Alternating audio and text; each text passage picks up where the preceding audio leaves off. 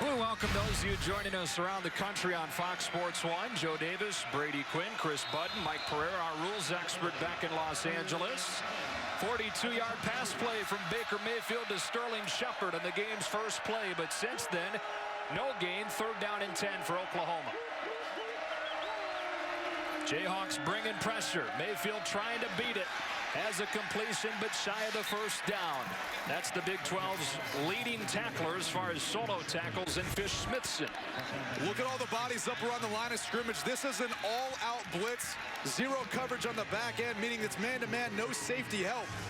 Clint Bowen, the defensive coordinator for Kansas, talked about wanting to put more pressure on his defense to be able to make plays and not being able to protect anyone, in particular some of the young talented players Kansas has been forced to play this season. Austin Seibert, one of the best kickers in the country so far during his freshman season, from 31, off of the upright and no good. I was about to say moral victory for Kansas, just allowing a field goal, but instead a goose egg on Oklahoma's first possession. A big stop for the Kansas defense. Oklahoma's really gotten off to a fast start the past couple weeks, scoring on their opening drives and putting up a ton of points in the first quarter. This is huge for the Kansas Jayhawks here on homecoming. So that 42-yard completion to start it for Oklahoma, taking advantage of one-on-one coverage. And then Kansas's defense stands tall and gets the ball to the Kansas offense for the first time today. Jayhawks begin from their own 20. And start off with a downhill run for DeAndre Mann. And he gets only one. Charles Tapper in there to make the tackle. The senior from Miami. This Kansas offense, 2nd worst among Power 5 teams this season, averaging just 18 points per game. Ryan Willis, the true freshman, is the 3rd quarterback that they've played this year because of injuries. And here in his 4th start of the season, hands it off on back-to-back plays to start their day. And Dominique Alexander, Oklahoma's leading tackler, makes it 3rd down and 7. Kansas clearly trying to get the running game going early, trying to take off some of the pressure of true freshman quarterback Ryan Willis at quarterback, try to stay within 3rd and manageable. You go back to the Kansas last game versus Oklahoma State, they were in 3rd and 7+ the entire game. Tough to convert from.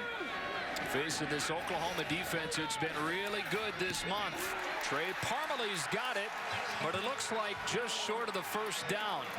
They spot him right at the 30, and in fact give him enough. Big 3rd down conversion for the Jayhawks. And Trey Parmalee is the leading wide receiver for Kansas this year. One of the seniors that's been through so much adversity throughout the course of his career.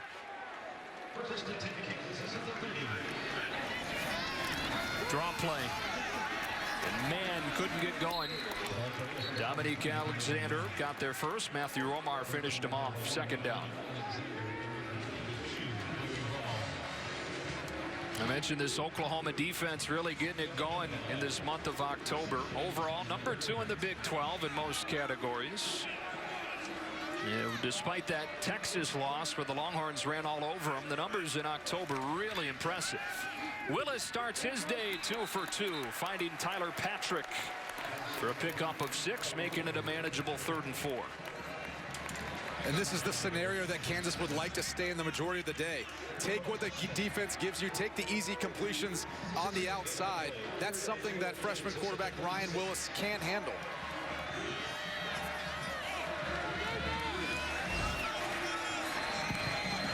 Converted 3rd down once on this drive.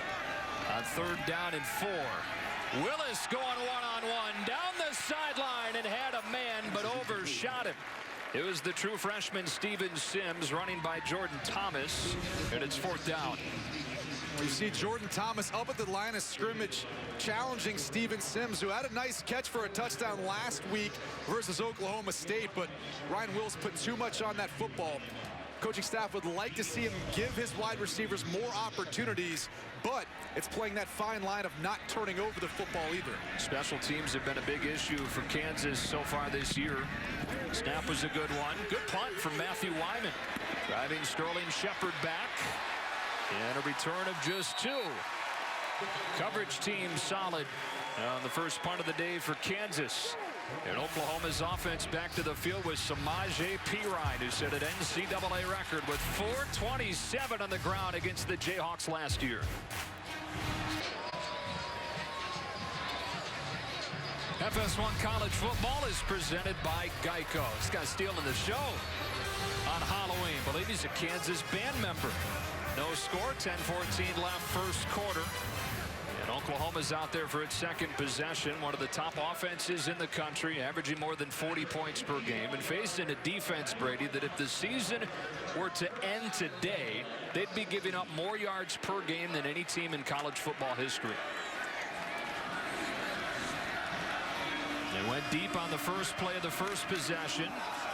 And Mayfield hits the seam and gets the first down across the 30.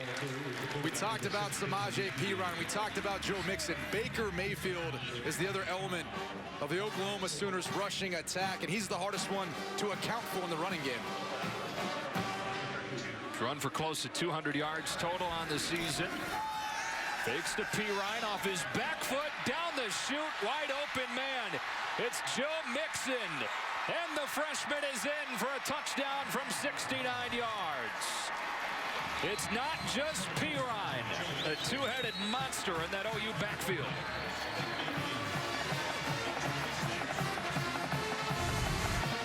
Fantastic play design by offensive coordinator Lincoln Riley. Watch Joe Mixon act like he's lead blocking, but he's going to release through the line of scrimmage.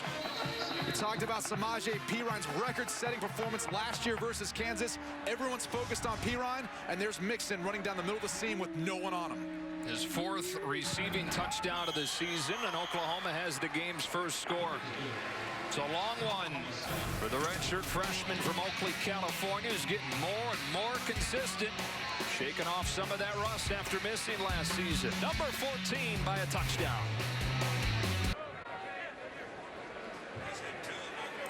Well, let's take a look at that last touchdown. Kansas is in what's called a cover 4, meaning a 4-deep zone. Fish Smithson, the free safety, he's going to look down at the #1 wide receiver, Jeffrey Mead, but he really should be responsible for Joe Mixon. As he releases down the middle of the field, there's no one there for him. Fish Smithson could have been that man to actually come over and cover him as he released down the middle of the field. Joe Mixon now has 2 of the 3 longest receptions of the season for Oklahoma. Officially 68 yards there. Ryan Shadler back to return this kick from Nick Hodgson. Still got those long locks, Hodgson. Good look.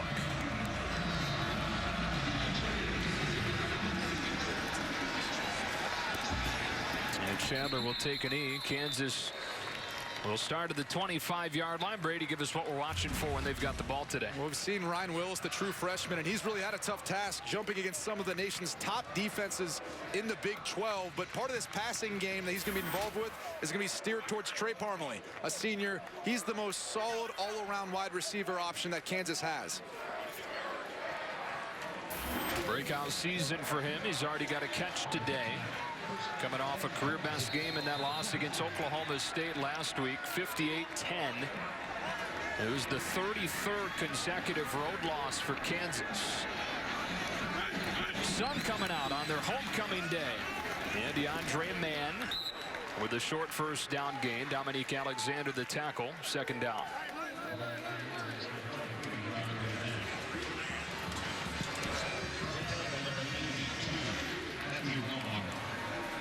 Two on the play. Second and 18-27.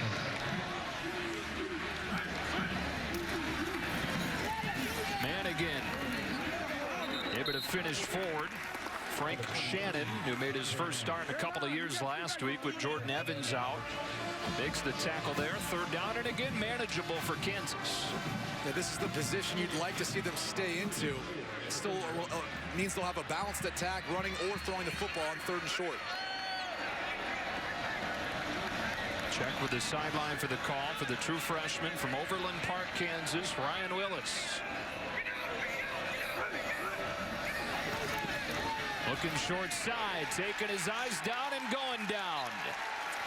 gets sacked by Charles Tapper, senior out of Baltimore, with his first of the season. 4th down. Well, Tapper's got to be licking his chops because he's going against a true freshman in Clyde McCauley at the left tackle position. Ryan Willis has done a good job of stepping up in the pocket in recent weeks, improving from his first start earlier this season, but right there, nowhere to go. Tapper waiting for Willis. Second punt on as many possessions for Kansas. This one not nearly as good from Matthew Wyman, and Oklahoma will have decent field position, up 7-0, trying to ruin Kansas's homecoming. Those Jayhawks all around town in Lawrence. Hidden gem.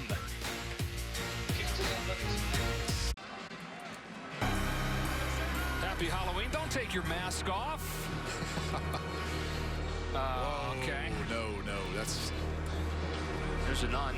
I hear Gumby has been spotted somewhere. I think we saw Gumby last night, actually. Oh, that was right in the middle of our production meeting. A little bit terrifying.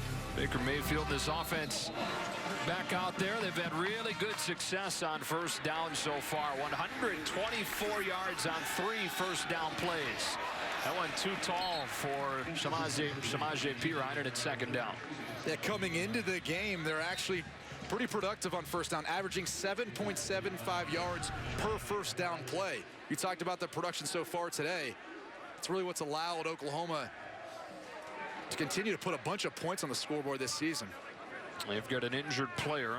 You saw that number that Brady just gave his top 5 in the country on first down. That is Jonathan Alvarez, starting left guard. Lincoln Riley, offensive coordinator, said the game has really started to slow down for him as he's worked into his sophomore year. And an offensive line that was a question mark entering the season, had to replace 3 starters, and these young guys have gotten better and better as the year's gone on, been able to gel and get some more consistency. Yeah, you go back to last season, they only gave up 9 sacks in 2014. This year, 20 already on the season. So clearly you see the effects of some of the shuffling that's been going around up front for Oklahoma. Never good to see a guy down like Jonathan Alvarez, but Derek Farniok, his replacement, who would be coming into the left guard position, he's got some experience this season. He's made a couple of starts early on. Let's take a look here. It's hard to tell, but he's right there behind big number 78 Orlando Brown. And he's working against number 46 Dorrance Armstrong, very talented true freshman defensive ends here at Kansas. One of those plays you see so often where offensive linemen or even defensive linemen just get rolled up on. Alvarez leaves the game, and there is, like you said, Derek Farniok checking in for a 2nd down and 10 play for Oklahoma. But its 3rd drive of the game, missed field goal on its first drive, 68-yard touchdown to Joe Mixon on their 2nd drive.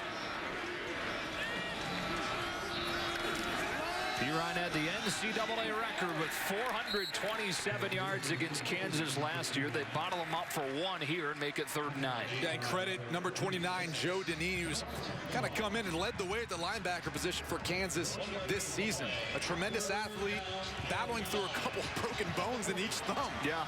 He's been taping them up, trying to get through it, but he really can't grip much.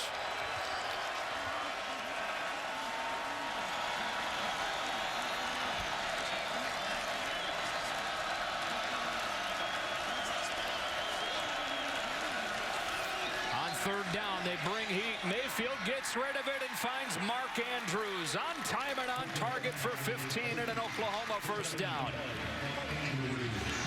You see Kansas starting to dial up the pressure on Baker Mayfield. They're going to bring both inside linebackers. Mayfield quickly gets the ball out of his hands to Mark Andrews, their big tight end prospect. He's got great hands, good athleticism. Fake to Perine outside Micaiah Quick, who they'd like to get going. Quiet start to the season for him. Short gain. Tevin Shaw with the tackle. 2nd down. Baker Mayfield, former Texas Tech walk-on. One freshman of the year. at Texas Tech, then came here to Oklahoma, ran the scout team last year. Right place, right time with him coming to run Lincoln Riley's system. And Riley's first year as the O coordinator. On second down, big hole for Pirine. And Samaje Pirine gallops his way inside the 15. Smithson with a tackle after 36 yards. Great play design by offensive coordinator Lincoln Riley for Oklahoma. They motioned Joe Mixon out of the backfield. That took a linebacker out with them. They had one less guy in to stop the run, and you see the effect with Pirine.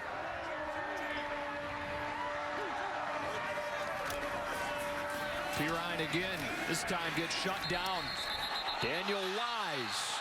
Ball came out, but they blew it dead. Daniel Wise with a stop. He's a guy on this defense that has struggled that you've liked. I've liked because he uses good leverage. Second down. He uses good leverage. He's able to find ways of penetrating and getting to the ball carrier, in particular in the run game. A redshirt freshman out of Louisville, Texas. He's one of these young budding players here at Kansas that you need to look for in the future. Had a career-high 6 tackles.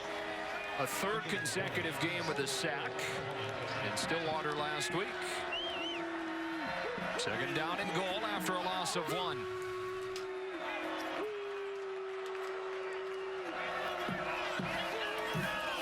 They fake it to Ross. Zipped into the end zone for a Deron Neal touchdown.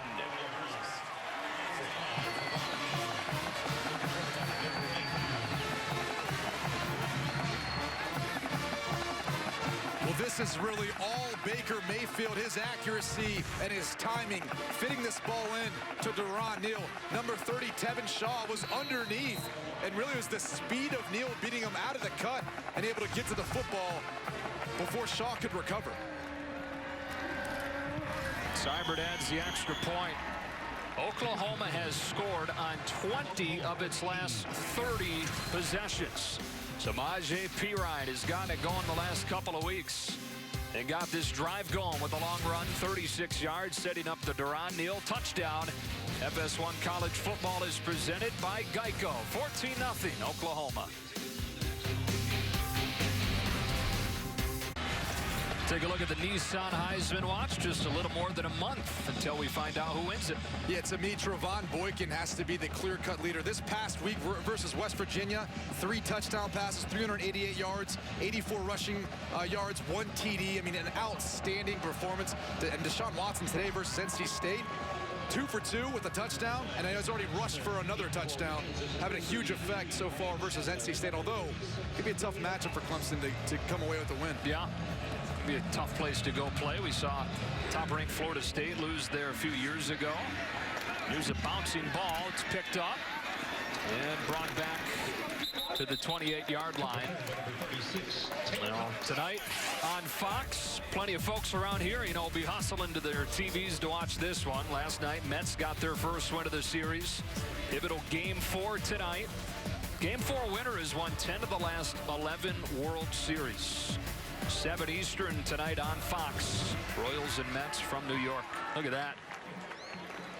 That is sweet. Except be an old Kansas City Monarchs uniform.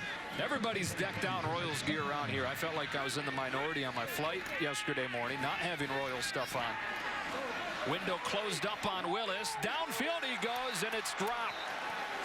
Shaquem Barbell, the intended receiver, and Diamond applied the pressure. Second down. Last week, Ryan Willis was able to do that almost exact same scramble to get outside the pocket and find a receiver downfield. It was Trey Parmalee. This week, Barbell can't come down with it, but look at the passing yards per game for the true freshman. It's going to be a change of offensive scheme with the absence of Montel Cozart at quarterback. Fakes the run, looks to throw. Outside to Parmalee. Gets free with a stiff arm, and then Stephen Parker, a brick house from that safety spot, drops him down. Third down. Yeah, Parker used to be the nickel back for Oklahoma, although with Hartari Bird not playing quite as well as they'd like at the free safety position. They moved back Stephen Parker to safety, and William Johnson has stepped up, number 12, and done a tremendous job at the nickel back position. On third down, Willis under pressure. keeping his eyes downfield. And in and out of the hands of Jeremiah Booker.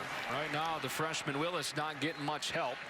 3 drives and 3 punts. Stryker with the pressure, 4th down. This pass defense for Oklahoma so much improved. Last year, 117th in the country. One of the lasting images for Oklahoma fans from that 8-5 season last year was Baylor going up and down the field against them. Back when they were still a top 15 team. They've totally turned it around this year. Yeah, and it helps too when you have a rusher like Eric Stryker coming off the edge, putting pressure on opposing quarterbacks. Matthew Wyman hits a tight spiral. It sails out of bounds near the 30-yard line. Time now for a Lowe's game break. We say hello to Jenny Taft. Hey, Joe, thanks. Some history in Annapolis, South Florida visiting Navy. And quarterback Keenan Reynolds here scoring his 2nd of the day, his 77th career rushing touchdown, which ties him with Wisconsin's Monty Ball for the all-time FBS rushing touchdown record. Final score, Navy wins 29-17. Personal foul, face mask, number 59 of the kicking team. That 15-yard penalty will be added to the end of the kick. 1st down. All right, Jenny, and you see the call there from Brad Van Vark, head official of this Big 12 crew, but add 15 to the end of that punt with a face mask on Kansas. Talking to head coach Beatty for Kansas, he really talked about wanting to try to play a perfect game, and especially when you're going up against an opponent like Oklahoma, where you're a little bit outmatched with talent. Watch the end of the play. You can see Rosser clearly grab the face mask. Right in Not front smart, of the right in front of the official. Yeah, he said, you know, when you're outmanned as they are against a team like Oklahoma, got to win special teams, can't have penalties. Sterling Shepard has the reception. His 2nd of the day and 13 yards in Oklahoma 1st down. And you have to play a near perfect game. You can't have penalties, can't have turnovers. It doesn't matter what phase of the game it's in. You've got to play your best game when you've got a team like Oklahoma coming to town. They've been pretty good in the penalty department before last week. They were penalized 10 times for more than 100 yards up at Oklahoma State. Get it outside quickly.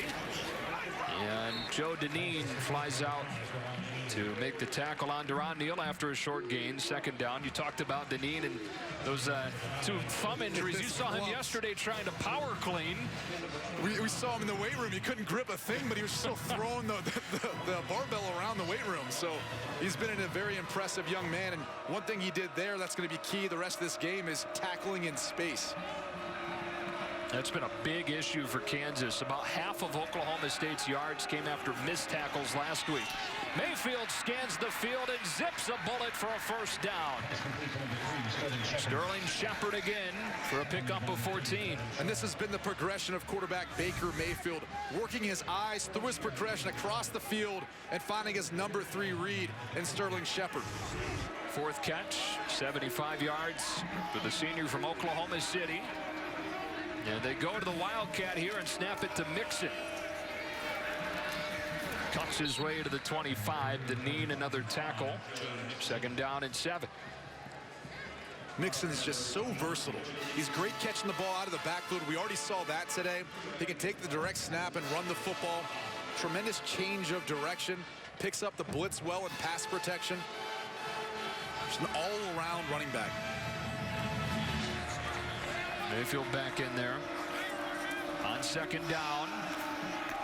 And they get the edge. Mixon inside the 10, running through a defender. Pirine with a key block on a gain of 17. And what about the unselfishness by Samaje Perine? Watch him come out and set a block to help get the edge for Joe Mixon. We don't need to full back. They'll both be in there at the same time and share responsibilities. Boy, does that present some issues or what? Both of them in there again here on 1st down and goal. Mixon again inside the 5. They came back with the same exact play, and that becomes key when you can then slip one of those running backs outside into the passing game like we saw on Joe Mixon's touchdown, where he was the supposed lead blocker and then slipped into the secondary.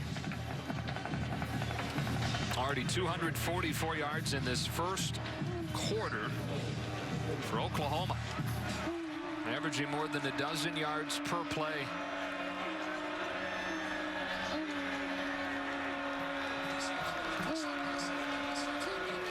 Mayfield in zone. Leaping grab. Sterling Shepard. Touchdown, Oklahoma.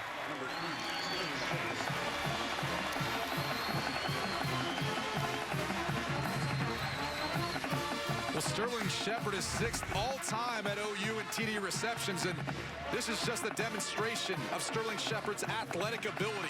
They spread out the Kansas defense. They find the matchup they like on number 30, Tevin Shaw, and Mayfield does a nice job of putting the ball up with a little bit of air and touch, and Sterling Shepard does the rest.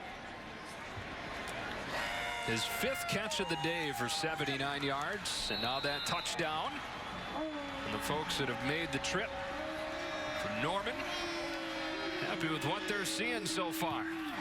Extra point is good, and Oklahoma, after a missed field goal on its first possession, touchdowns on 3 consecutive drives. This one from the senior, and number 14 playing like it so far today against Kansas.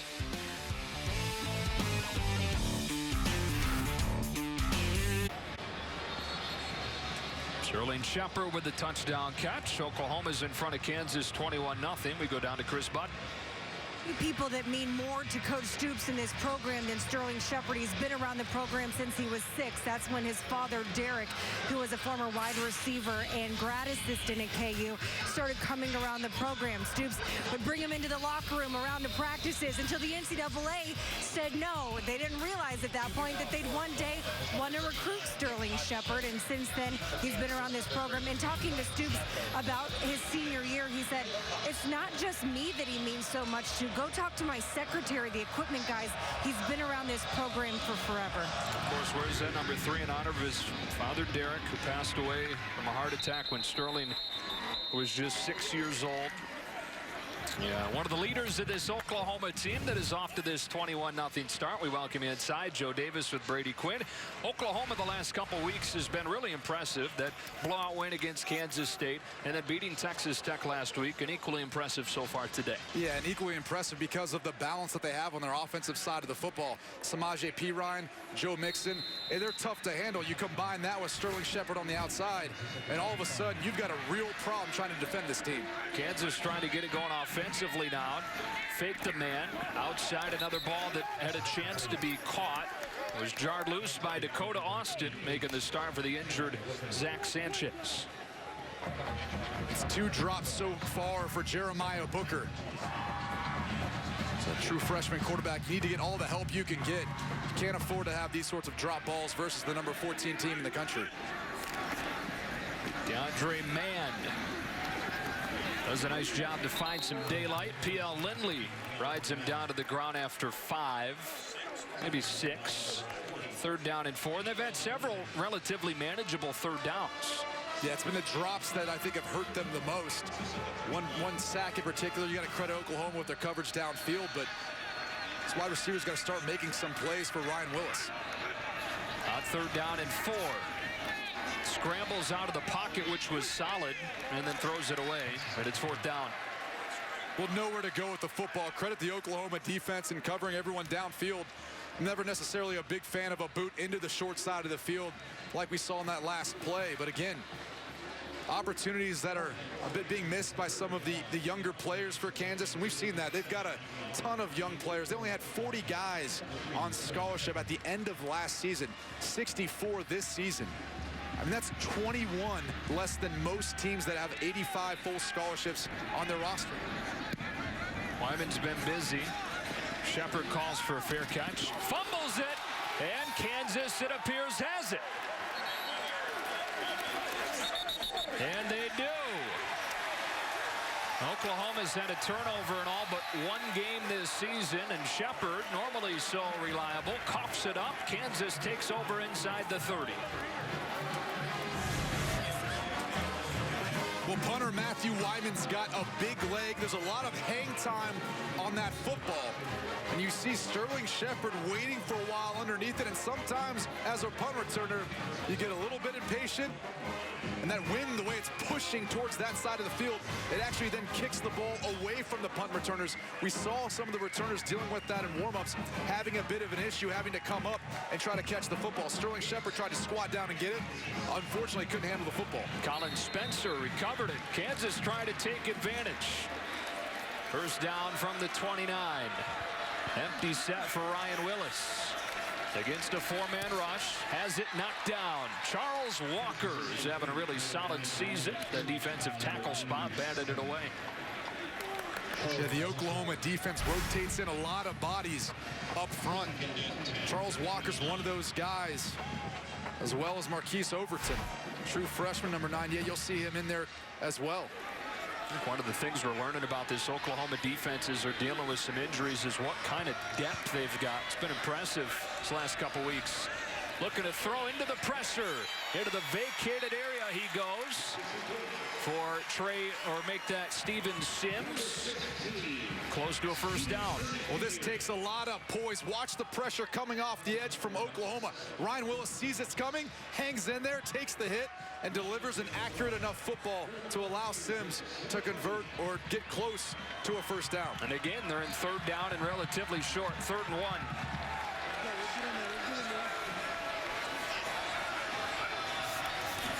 Straight ahead, DeAndre Mann has a first down. Kansas with a bit of momentum, getting the takeaway on special teams with his first quarter winding to a close. It's good to see number 23, DeAndre Mann, back into the game. A senior out of Miami, Florida. He's been a little bit hampered by an ankle injury, but he helps provide a bit of a boost to the running game for Kansas. Guy that started this season 3rd on the depth chart. Staff's really been pleased with the way he's run lately. Off of the edge, pressure comes, trying to beat it with a throw to the end zone for Booker, but out of bounds. Pressure from Stephen Parker, coverage from Dakota Austin, and 1 second left on that first quarter clock. Well, offensive coordinator Rob Likens for Kansas dials up a double move. Watch Jeremiah Booker went a little out and up. The biggest key here is saving more room for his quarterback and not getting so close to the sidelines. Booker unfortunately drifted to the outside, and Austin Dakota was able to kind of be there for the tight coverage, but not allow the reception for a touchdown.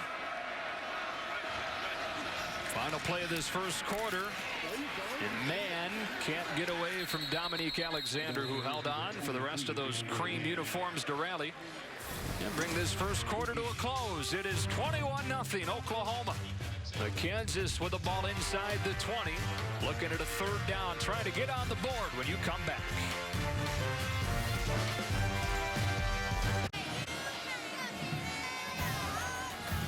FS1 College Football is presented by Geico. Back in Lawrence. Homecoming Saturday. The first quarter dominated by Oklahoma. They've got a 21-0 lead, and the total yards 248 to 41. Well, this presents a big opportunity for Kansas here. And you got to wonder, it's really early in the game, being the beginning of the second quarter, but is this 4-down territory? Or do you try to come away with points here? It's not necessarily a gimme considering the issues Kansas have had kicking the football. Trying to take advantage of the fumbled punt return by Sterling Shepard. Willis out of a nice pocket, throwing dangerously. DB took a chance. Tyler Patrick made him pay with his first career touchdown. It was Austin that gambled and came up empty.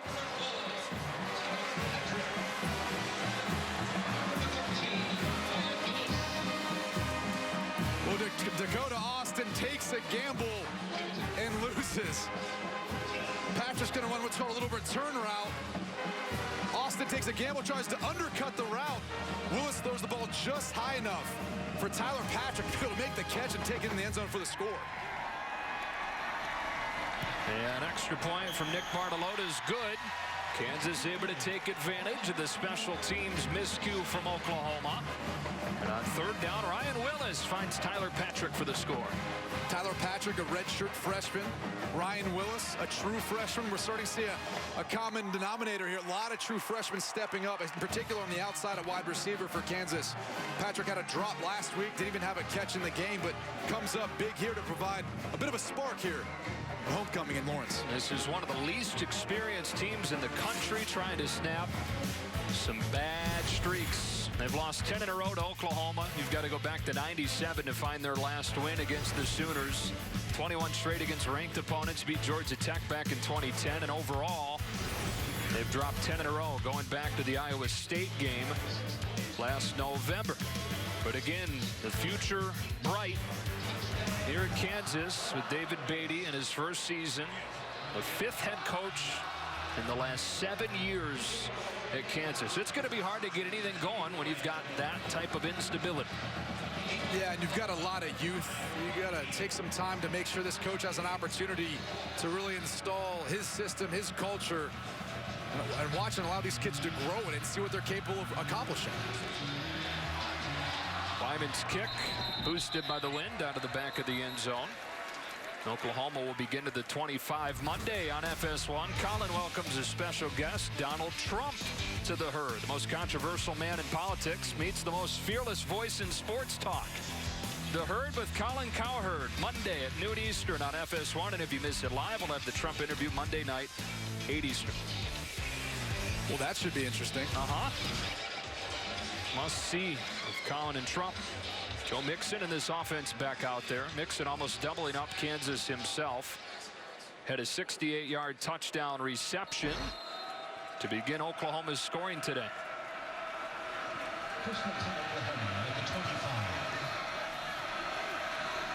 From the 25-yard line, a first down throw to Ron Neal, cutting it against the grain. And Neal into the teeth of that defense finds Joe Deneen. And a gain of 4, 2nd and 6. Well, Baker Mayfield's been a pretty prolific passer no matter where he's been. You go back to 2013 when he was quarterback at Texas Tech. He was the Big 12 offensive freshman of the year. Now here at Oklahoma, somewhat of a Heisman candidate.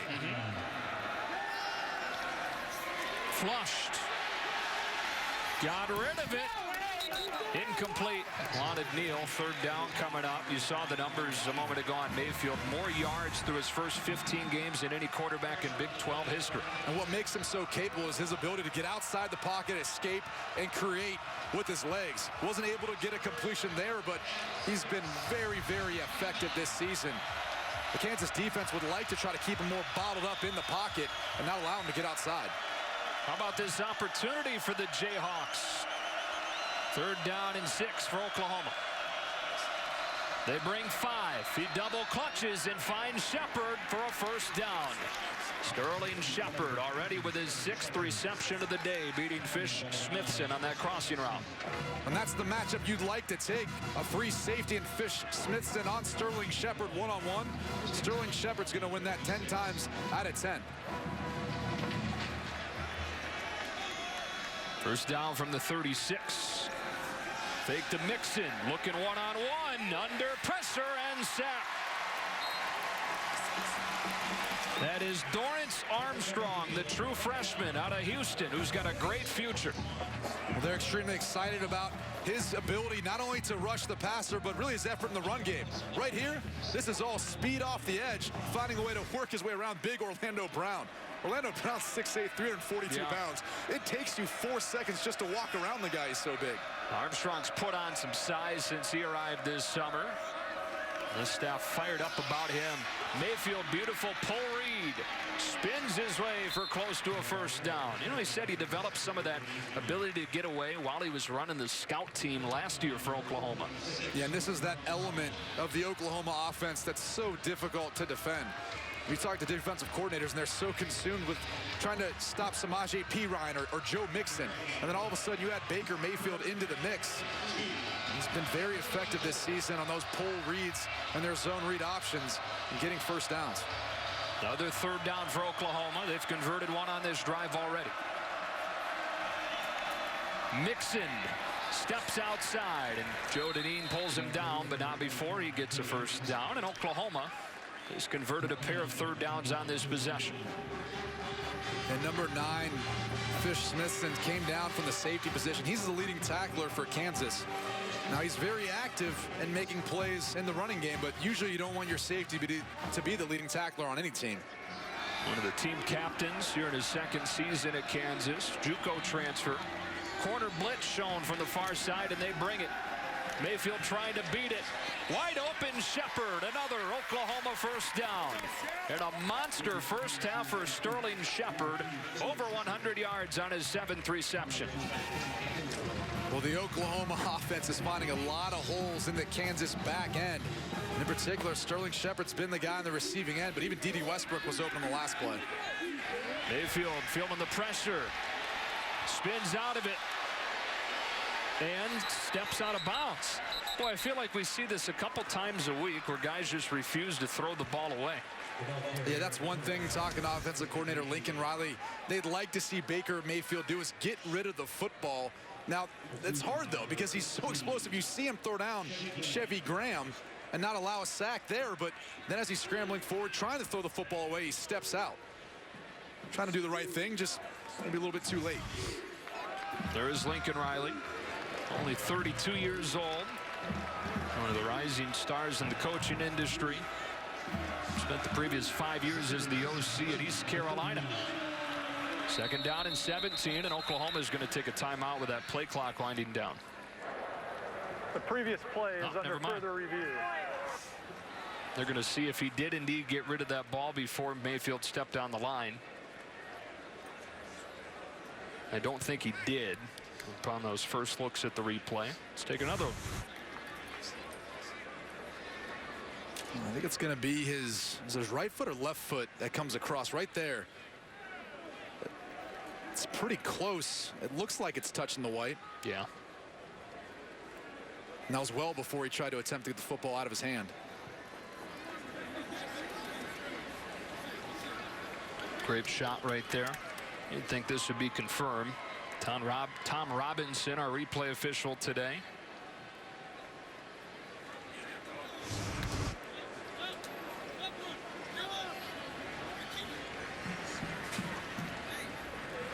Talked about Baker Mayfield trying to get rid of the football.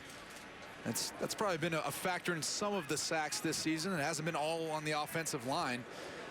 I think Lincoln Riley would tell you they'd like to see him try to get rid of the football a bit sooner or just utilize his legs. After further review, the ruling on the field is confirmed. The quarterback was out of bounds. Second down. That's something that's easier said than done. When you're at the quarterback position, you're back there and you've got the athletic ability of Baker Mayfield. You don't want to give up on plays. And sometimes when things break down, that's when you're at your best. And Baker Mayfield is one of those special players. Grew up in Austin, Texas, somehow an Oklahoma fan. Always wanted to go to Oklahoma, but found his way first to Texas Tech. We talked about that big, true freshman season as a walk-on. Second down and 17. Play action. Flag is down. Dimitri Flowers, the fullback, split in the defense. Second time today we've seen a running back right down the chute for reception, but a flag down at the line of scrimmage. Personal foul, chop block, offense number 78 and number 72, 15 yards from the previous spot, second down. It's Orlando Brown and Derek Farniok. We'll watch for a high-low on the left side of the offensive line of Oklahoma. That is about the textbook definition of a chop block as Orlando Brown goes low. Derek Farniok kind of gives a bit of a shoulder going high. We've tried to remove that from college football game for player safety. So with a penalty, second down and about a third of the field for Oklahoma. Joe Mixon in there running back. Big play capability. We've seen it already today. Mayfield with a straight drop. First read was taken away, so then he went down the sideline for D.D. Westbrook. And the ball was popped out. Bazzie Bates came over from his safety spot and jarred it loose. Yeah, Bates got there just in time. You see him coming from the right side of your screen. Mayfield does a good job putting the ball, but D.D. Westbrook could handle it. It looked like he ensured the catch. Got a foot down, then kind of relaxed as he was going out of bounds. That's why it popped out. A bit nonchalant from a guy who's been really good in his first season at Oklahoma. Nation's top JUCO wide receiver transfer. We're going to take a look. The field is an incomplete forward pass. That ruling is under further review. So they're going to take a look and see, was this a catch and then a fumble? It's so hard now at any level in football, Joe, to determine whether or not a play is, or any reception is a catch anymore. Even at college football level, the NFL level. I mean, he clearly looks like he has that football secured, and he kind of relaxes as he's going out of bounds. And you see him drag his left foot. He loses the football, but that's well after he looked like had possession of the football and got 1 foot in bounds. These are the kinds of plays Mike Pereira lives to talk about. What do you see, Mike Pereira, back in Los Angeles? Hey, well, I'll tell you what, it's one of these that, you know, you looked at real time, I thought it looked like a catch, quite frankly. And slow motion looks like a catch, but in real time comes out pretty quick. But you're right, he does get both feet on the ground. Only needs one, then relaxes, then he's contacted. You know, to me, they may go with the old bang-bang thing here. Did he have it long enough to be considered a catch? You know, I'm the old advocate of staying with the calls on the field, and to me, that ball gets knocked out in real time quick. It'll be interesting to see what they call. Obviously, it was called incomplete on the field, so it has to be beyond a shadow of a doubt to be overturned. And it's been tough this college football season to really determine what ends up getting overturned and what doesn't. I think I don't know, maybe a little bit better than 50-50 at this point.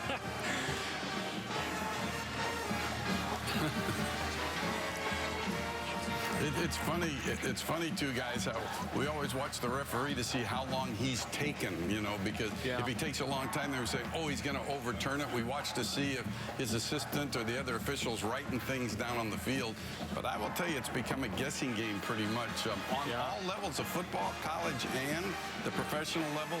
What is a catch? What is maintaining control long enough to be deemed to have completed the catch? And when you see him right down like this, to me, it looks like you've got the indication that they might be overturning it. And hopefully they do, because this clearly looks like a catch to me. It'd be a shame to take that away from D.D. Westbrook and Baker Mayfield. And might I add, Baker Mayfield came in an audible to that particular play. Lincoln Riley talked about his ability now. He feels comfortable enough giving Baker Mayfield the ability to change plays or change some of the calls if he sees something. Right there, he saw the Kansas defense aligning in somewhat of a two-deep shell, and he went ahead and checked that particular route. After further review, the receiver did have firm control. It is a completed pass. It'll be third down at the 36-yard line for Oklahoma.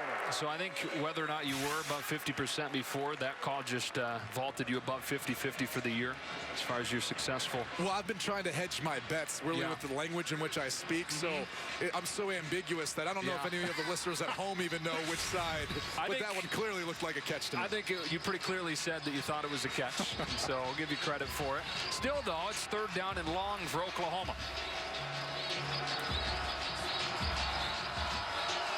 And the matchup they've liked on third down has really been number 3, Sterling Shepard. He's in the slot at the bottom of your screen. Showing pressure from over top of it. They bring it with Shaw. It's picked up. There he is. Shepard's got it, but quickly belted by Bates.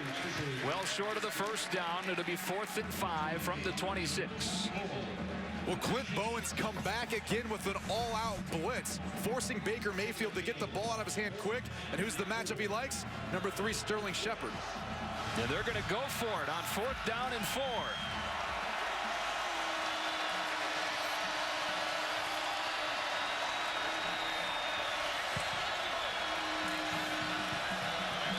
There's Jerron Neal one-on-one in the slot. They've worked to him a number of times as well. Only a 4-man rush. On the slant, it's Westbrook. Strong hands for an Oklahoma first down, beating Marnez Ogletree. Well, this is a 3-man route combination. Jerron Neal's going to clear it out for D.D. Westbrook, and watch him come underneath. This is just pure speed and quickness by D.D. Westbrook. It's what makes Oklahoma's offense so tough to match up against. When you talk about the running game and the passing game. Said strong hands, really strong helmet. Pinned it against his face mask to bring it in. They get it in his hands quickly, and Westbrook explodes inside the 5. It's first down and goal, Oklahoma. 17 yards. And this play was made possible by the left tackle, number 78, Orlando Brown, the big boy, getting outside in space and creating a block that helped open up the screen.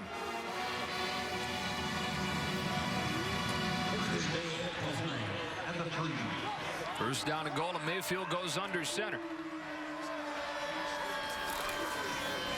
Play action, end zone, incomplete. Pass was off of the hands of Vance Galloway. But it's second down. Well, Vance Galloway's to the right of your screen. Everyone's focusing on Samaje Perine after his record-setting performance last year. And there it is, a wide open Galloway, but can't seem to bring it in.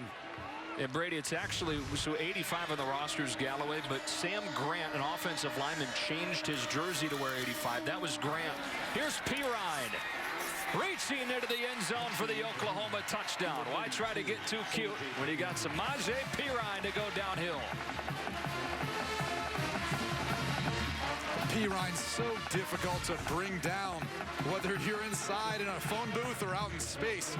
He's only 5'10". He gets low to the ground, drives those legs. There's not much to tackle.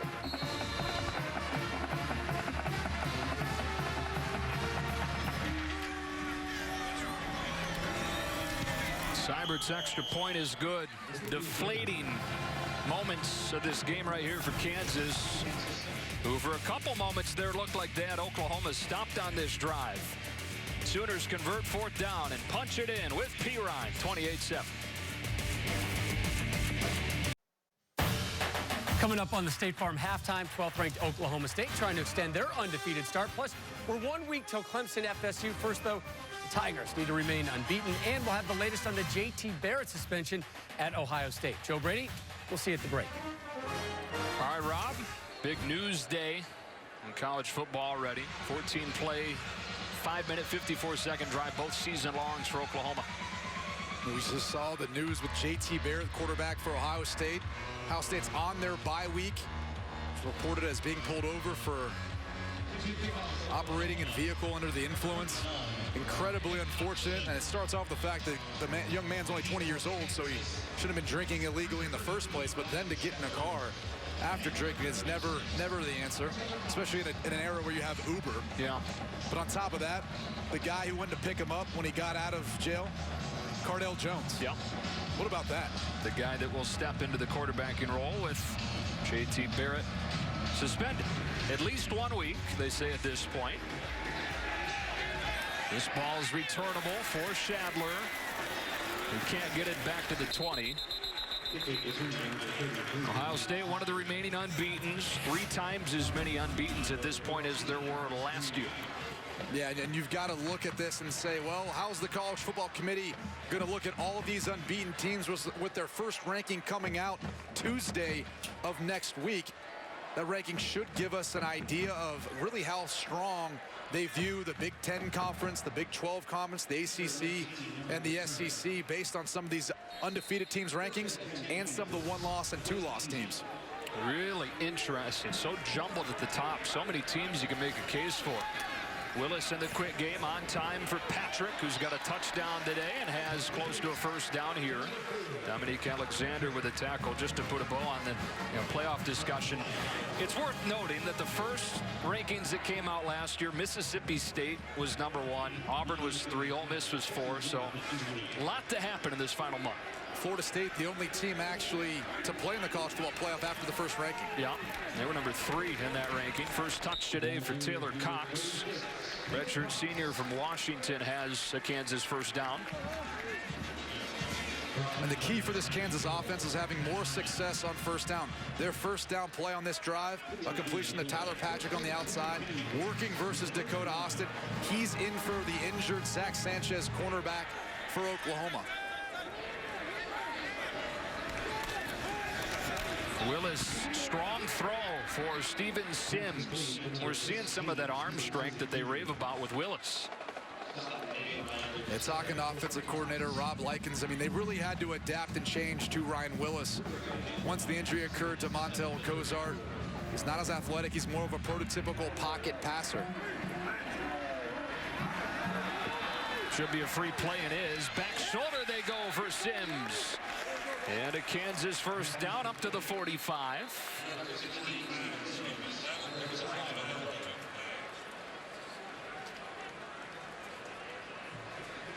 It's Matt Diamond that jumped into the neutral zone.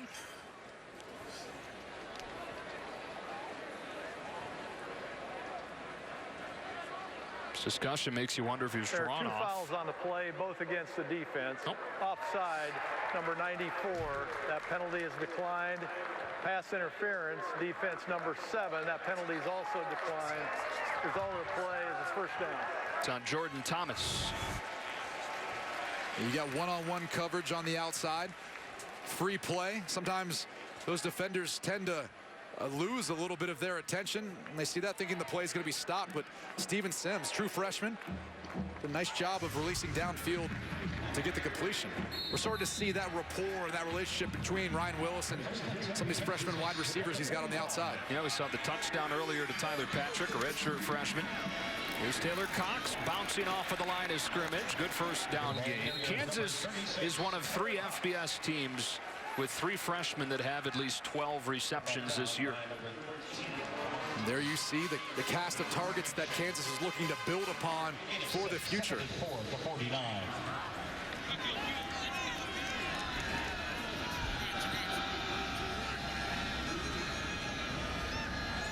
Boy, Ryan looks young through that face mask, doesn't he?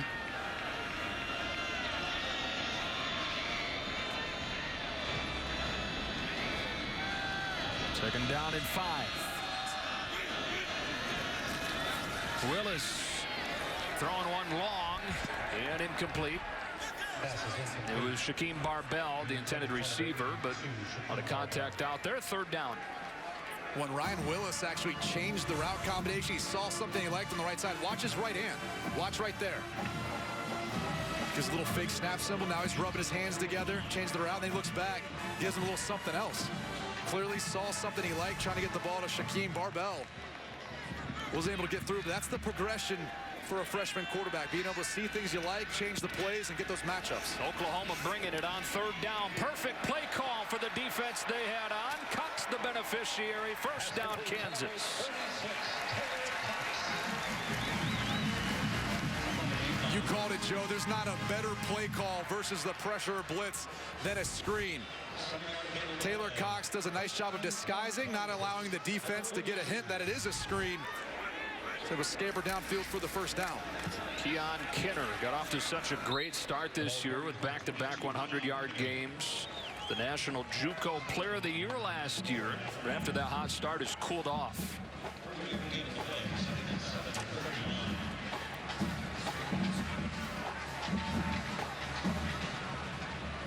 And more of the load lately for DeAndre Mann, and bottom line lately, Kansas just hasn't been as productive. Not as many yards to go around.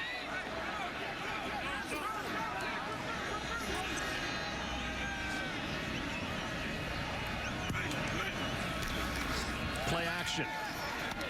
Zipped outside, but off of the hands of his intended receiver. An incomplete. Third down. We've seen several drops today. This one, Austin Moses. This is another demonstration of Ryan Willis's arm strength. That ball's got a lot of zip as it's going to the sidelines, and I think it's the 4th drop I've seen so far today. As Oklahoma tries to call timeout, Kansas hurried to the line of scrimmage. Timeout, Oklahoma. That's their first charge timeout of the half. It'll be a full timeout.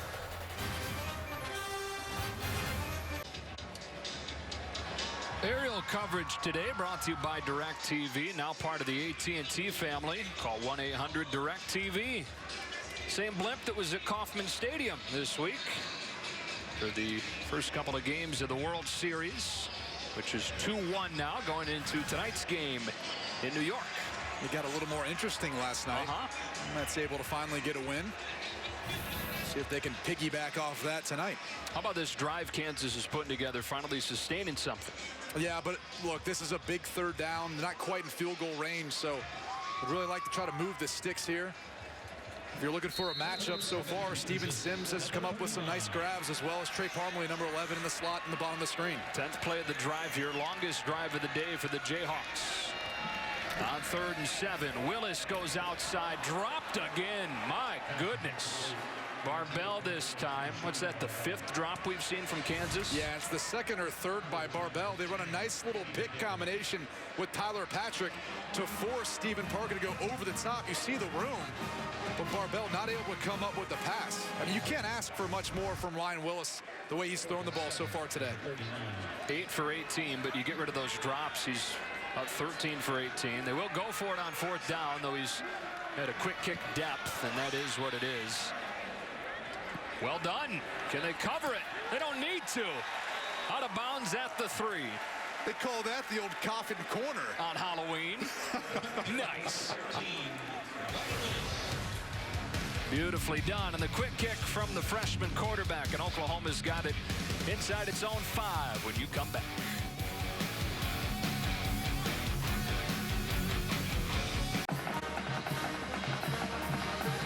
FS1 College Football is presented by Geico. Back here in Lawrence and Mount Oriad. Kansas, founded in the 1860s. Gorgeous campus in a really nice town to spend a weekend in. Great food. Great hospitality at our hotel here in town in Lawrence. Very charming college town. Absolutely. Kansas with a punt from Willis has Oklahoma backed into its own end. Trying to pound away with Pirine. Look out. Samaje Pirine takes it across the 25 and delivers a blow to Brandon Stewart. Good gosh, that was violent at the end of that run. Arm tackles aren't going to get it done versus Samaje Pirine. Watch all the defenders for Kansas. They get arms on him, but you got to bring your entire body to bring this guy down. That's why he was so successful last year, setting an NCAA rushing record for a single game. 427. 1 week after Melvin Gordon had set the record with 408. It's him again. It's a big hole again. Opened up by that offensive line. Like we talked about, different year last year. Different offensive line that he's running behind this year. And they feel like they've been a little more solidified the past couple weeks with this offensive line group. Number 75, Drew Samia, the true freshman, gets the start today over Josiah St. John. But besides the injury, too, to Alvarez, been pretty consistent. Mayfield turning the shoulders despite the pressure. Lofts it downfield. Shepard gets interfered with. Toss it up there. Give your best receiver a chance. Brandon Stewart called for the flag. That's some toughness from Baker Mayfield, who knew the hit was coming.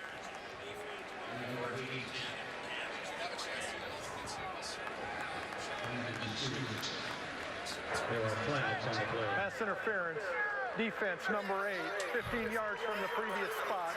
Automatic first down. Well, Baker Mayfield's going to take a little boot action to the left side of the screen. Watch 2 players. Dede Westbrook, who was wide open, and then Sterling Shepard run this deep post. Now, Mayfield has Westbrook. He's open. He still could get it to him, but instead he takes the matchup to Sterling Shepard on the backside. Brandon Stewart got beat. Really all he could do to get back into phase with the wide receiver and prevent the big catch. Go big or go home. Right? That's what Baker Mayfield said. I guess. He's like, I don't want a first down. I want it all. I want a touchdown. 17 of 21 today for Mayfield. 255 and 3 touchdowns. First down and 10 in Kansas territory, inside of the 5-minute mark in this opening half. Mark Andrews across the 40 and a pickup of 8, 2nd and 2. Mark Andrews came in as a wide receiver to Oklahoma, has converted to what is basically a hybrid tight end. Big frame, 6'5", 245, has great hands. A lot of production, too. 12 catches, 5 touchdowns in the year. It's odd today. We've seen 2 catches and no touchdowns for him. Jarvis Baxter making a man miss. Juking Marquise Roberts, getting a first down inside the 35 on Baxter's first catch of the day. And credit number 19, Dallas Todd, setting up the block on Tevin Shaw to allow him to get outside. Probably going to see a number of some of these younger wideouts for Oklahoma mix in as Oklahoma continues to build a lead.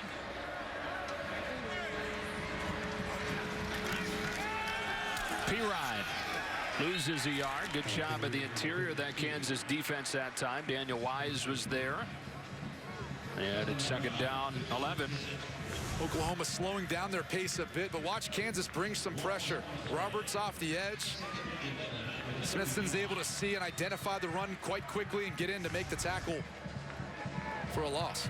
Big 12's leader in solo tackles is number 9 in blue. Again, Westbrook pinballing his way across the 30. And a good first half for D.D. Westbrook. 4 catches now. And third down and 5 for Oklahoma. Fish Smithson, one of the leaders here at Kansas. One of the athletes selected to be a part of this leadership training they had in the Big 12. Seems to be all over the field. When you put on the tape, this guy is everywhere. Hartkow got him to jump. Flag flies. Free play. Mayfield extended it. Scramble drill. And incomplete. Pass is incomplete. But another flag comes out. They're going to get Ogletree for pass interference. All kinds of laundry.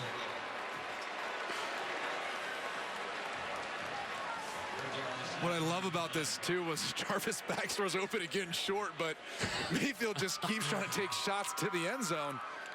Westbrook was pushed out of bounds, but once he established himself back in bounds, you saw Ogletree then turn to try to defend him. And there is no face guarding in college football, but if you're making contact and not making a play on the ball, it will draw the flag. He's just got to turn that head around and find the ball. There are 2 fouls on the play. Offside, defense number 99. Illegal touching, offense number 11. He was out of bounds on his own. It was came back in and was the first to touch the ball. Those penalties will offset. We'll replay third down. So it wasn't pass interference. It was illegal touching, like we thought he had avoided. Well, it's interesting. Watch this is D.D. Westbrook right here at the top of your screen. And I guess it's because he wasn't forced out of bounds that it would be then illegal for him to reestablish himself and be the first person to touch the football. But you could make a case that DB had a little bit to do with that.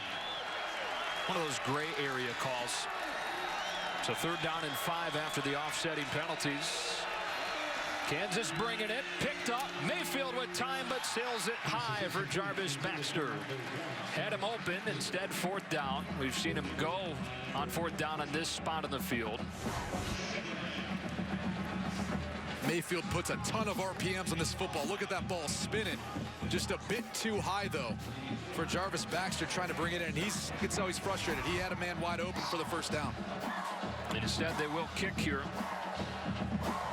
Austin Seibert had his first miss of the season, first miss of his career last week from 32. It hit the upright from 31 earlier today. From 46. Got it. One of the top kickers in the country as a freshman from Belleville, Illinois. 46-yarder is a new career long for Seibert. Kansas with a football when you come back.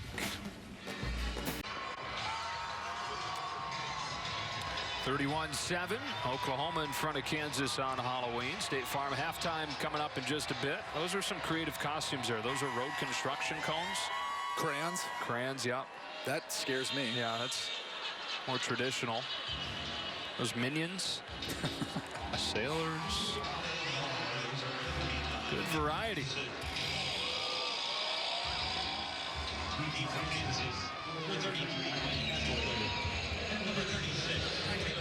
Taylor Cox back to return this kick along with Ryan Shadler from Nick Hodgson.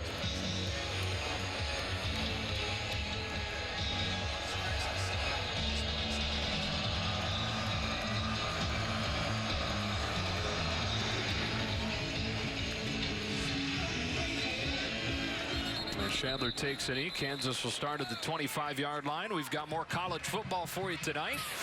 Texas, Iowa State, and Arizona takes its high-scoring offense up to Seattle to take on Washington. Texas, last couple of weeks, doing some impressive things. Oklahoma knows all about that. The Red River rivalry game. Big upset win, and then they followed that in the rain with a win against Kansas State last week.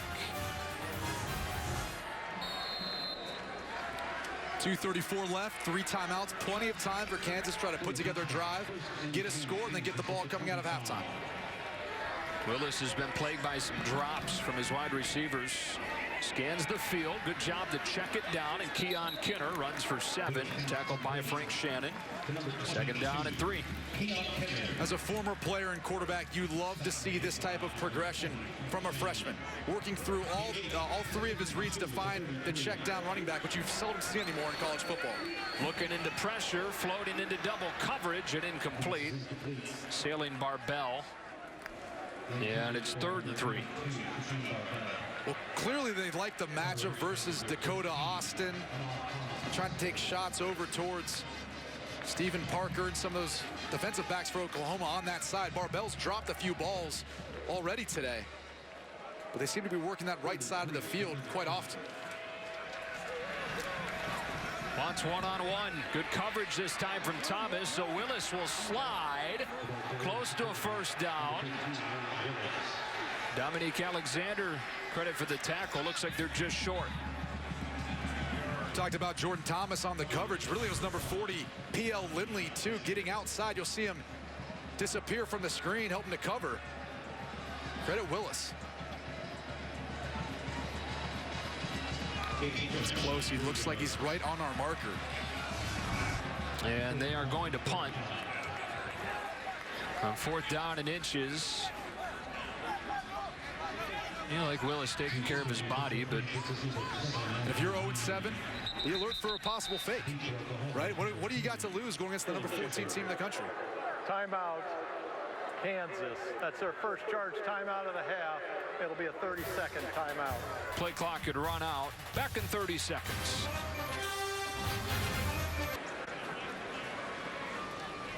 Well, homecoming celebration on the roof of the Orient Hotel just across the way. Looks like a fun time. Yeah, and I hear that place is not haunted like the one we were in. Yeah, I think my room actually was haunted. See what they do here. 4th down and inches. Punt team's out there, and they will punt it. Shepard awkwardly makes the catch at the 20. He's fumbled one of those already today. It's a 45-yard punt for Wyman. 1:16 and 2 timeouts for Oklahoma to try and extend this lead. It's a lot of time for a team that can score in a hurry. And the way things have gone so far today, Baker Mayfield's been absolutely on fire. 20 for 24, 274 yards and 3 touchdown passes. It's not even the end of the first half. Kansas has given up at least 500 yards in 6 consecutive games, and still a drive to be had in this first half. They're already at 391.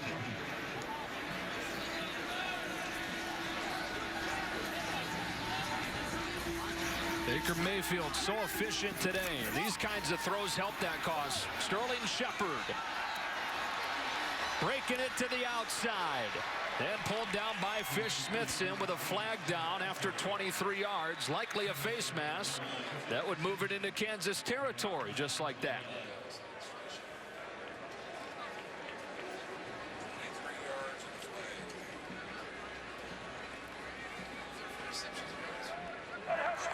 Personal foul, face mask, defense number 15, 15 yards from the end of the run, 1st down. Chevy Graham called for that. You're going to be able to see Fish-Smithson come in at the end. The only guy who was able to bring down Sterling Shepard as he cut back across the field. It's considered a personal foul because that aided in the ability of Smithson to bring down Sterling Shepard. Sometimes you see defenders just grab and let go. But in that particular case, it turned Sterling Shepard's head all the way around and brought him to the ground. So clearly it wasn't Graham who they called it on. It was Smithson. 1st down from the 42, right about where Kansas was had they tried for it on 4th down. Mayfield throws it out of bounds. And it's 2nd and 10. Sterling Shepard, by the way, with this big day, 9 catches, 139 and a touchdown, has moved into 3rd place all-time in receiving yards at Oklahoma. Be curious to see if he can catch Mark Clayton. Outstanding wide receiver at OU. He needs about, what, simple math there, about 300 and some yards. He'll not be catching Ryan Broyles, who is the all-time leader in receiving yards. 4,500. Here's P. Ryan. Flag down, 1st down. See what the call is. A little bit of a sloppy final couple minutes of this 1st half. Brad Van Vark has been busy. Holding. Offense number 19. 10 yards from the spot of the foul. Replay 2nd down. Dallas Todd. A redshirt freshman, a bit more inexperienced. We don't see him quite as much the course of the season, but you can see him kind of grabbing on the outside of the shoulder pads. With only 34 seconds left, 2 timeouts for Oklahoma. They've got to start thinking about wanting to use some of those timeouts as they work their way down the field.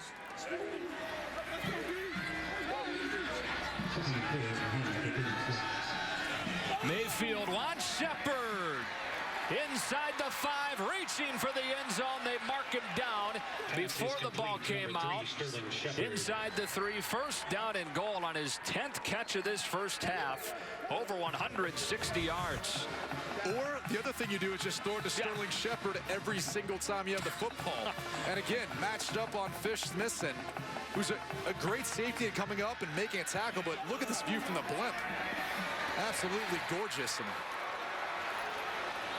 I don't necessarily know that Sterling Shepard didn't get that ball across the goal line. Well, 172 for the senior from Oklahoma City, who's healthy again after that disappointing junior year last year where he dealt with a groin injury. He's averaging about 130 yards per game last year through the halfway mark before that injury slowed him down, and they had no passing game at all last year. Yeah, it was pretty much a run-heavy team when you've got Samaje Perine in the backfield.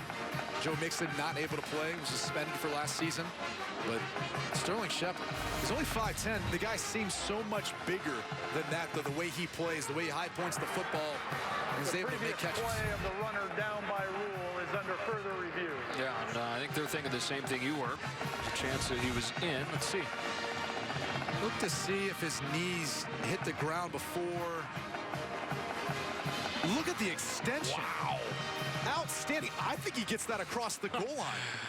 I think he's at least closer than where they spotted him around the 3. But watch him extend his legs, and I don't know that his right, maybe his shin's down right there. Yeah. So it'll be close, but maybe inside the 1. Just a ridiculously athletic play. We talked about the matchup on Fish-Smithson. I mean, I would like to see Kansas play a bit more man coverage. Put a nickel back, a cornerback, match someone else up with Sterling Shepard. So you're not trying to force a safety to try to match up with him in pass coverage. We saw some great athleticism, body control from Sterling Shepard in that double overtime win at Tennessee. Without even trying to, did the Superman pose and the game-winning touchdown. We're flying into the end zone. What a career for this guy. Maybe that's what he's going to be for Halloween, Superman. Yeah, it would work. Very fitting the way he's playing this 1st half. With all these reviews we've had, they're going to be on an airplane for all of Halloween, and we'll make it back in time.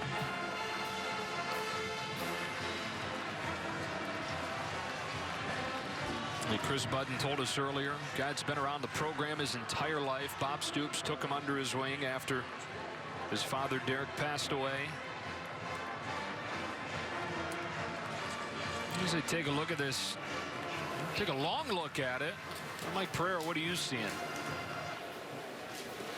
Well, I'll tell you, I see him down, certainly closer to the goal line, but, you know, it looks like he rolls over in his ankle first, and that doesn't put him down. You've got to get all the way to the shin, and then it does get to the shin, and Tenido, the ball's almost inside the 1-yard line, so I would think they might move it up a little bit, but I still think he's short of the goal line.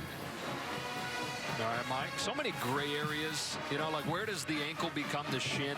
How can you tell that through a sock? Yeah, especially tough when you got someone with cankles, right?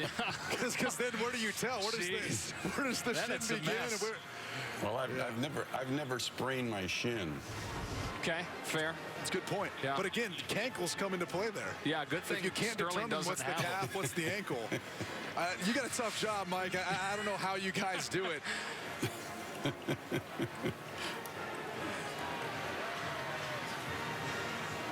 Taking a lot of time to figure this one out. Again, he was spotted down just outside the 2.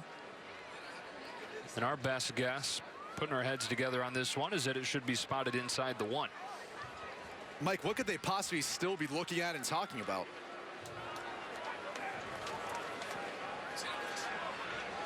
Well, he's not with us, but here's the announcement.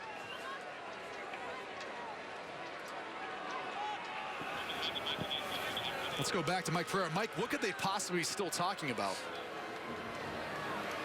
Well, you know, anytime they're under this, looking at this long, you wonder what they might be. Maybe the clock situation, or is there some element other in the play that could be reviewable? And, you know, I wouldn't think so. You know, to me, we gave him a lot of good shots, and, you know, I think just the fact of where do you move it if you're going to move it forward. The ruling on the field is confirmed. The runner was down short of the goal line at the 1-yard line. First down, Oklahoma. So they move it forward 1 yard. They originally had it placed at the 2. They move it up to the 1. I almost thought maybe if they would have considered him not down by his shin, that maybe they were looking at then did he maintain possession as he reached across the goal line. That's the only thing I could think, but so he said confirmed. That's a possibility, but it took too long anyway. Yeah. Yep, as it is, first down and goal either way. Inside of a half minute left in this first half. And Pirine finishes it off with an Oklahoma touchdown. His second of the day. The Sooners marching down the field. The 2-minute drill. They go up 37-7 late in the first half. This is really just all the power and experience of the Oklahoma offensive line on the right side. See fullback number 36, Dimitri Flowers, get a nice kick out. And look, if you're one-on-one with Samaje Perine and he's only got to get a yard, good luck. Yeah. My favorite analogy that we've heard this year about Samaje Perine, I believe it was Carl Joseph from West Virginia said trying to tackle him was like trying to tackle a laundry cart. Sterling Shepard set it all up with that long reception, and then the laundry cart plunged in for his second score of the day. All Oklahoma in Kansas. You're gonna kill it, dude. 38-7 Oklahoma trying to make it 3 consecutive wins after that Texas loss against Kansas, one of the least experienced teams in the country. In danger of falling to 0-8 on the season. Ryan Schaber back to return this kick from Nick Hodgson. As you look down at Memorial Stadium from our blimp today. Oldest stadium west of the Mississippi. Rose Bowl was built a year after. Coliseum in LA a year after that. In 1921, this place was erected. Well, Fox Sports Supports is proud to team up with the Movember Foundation and their commitment to changing the face of men's health. Join us at moteam.co/Fox-Sports to learn more about how we are getting involved in the Movember movement. Some great shots, some facial hair. It's odd that you did that read since you can't grow any. Not at all. No. Patchy. Patchy, right? That's a compliment. I can't grow any facial hair. And they will take a knee and head into the locker rooms with Oklahoma cruising up 38-7. Brian Willis has not played poorly in this half. He's been plagued by some drops from his receivers, and the Kansas defense having a hard time stopping him. Should we go down to Chris Budd? Coach Stoops, you told us you wanted Baker Mayfield to play mistake-free. What have you thought of his performance in this first half? Yeah, he's been great. He's been excellent, taking care of the football. Really, the whole team has, running it, throwing it. Defense has really been good, so it was a good half. In a game like this, how pleased are you with the way that your team's been able to keep up this momentum? Yeah, that's what we said all along is, you know, let's create our own energy, and let's make improvement. Now, so far we have. Appreciate it. Good luck in the second half. Joe? All right, Chris, Coach Stoops. That does it for this first half. Right now we send it to Rob Stone in Los Angeles.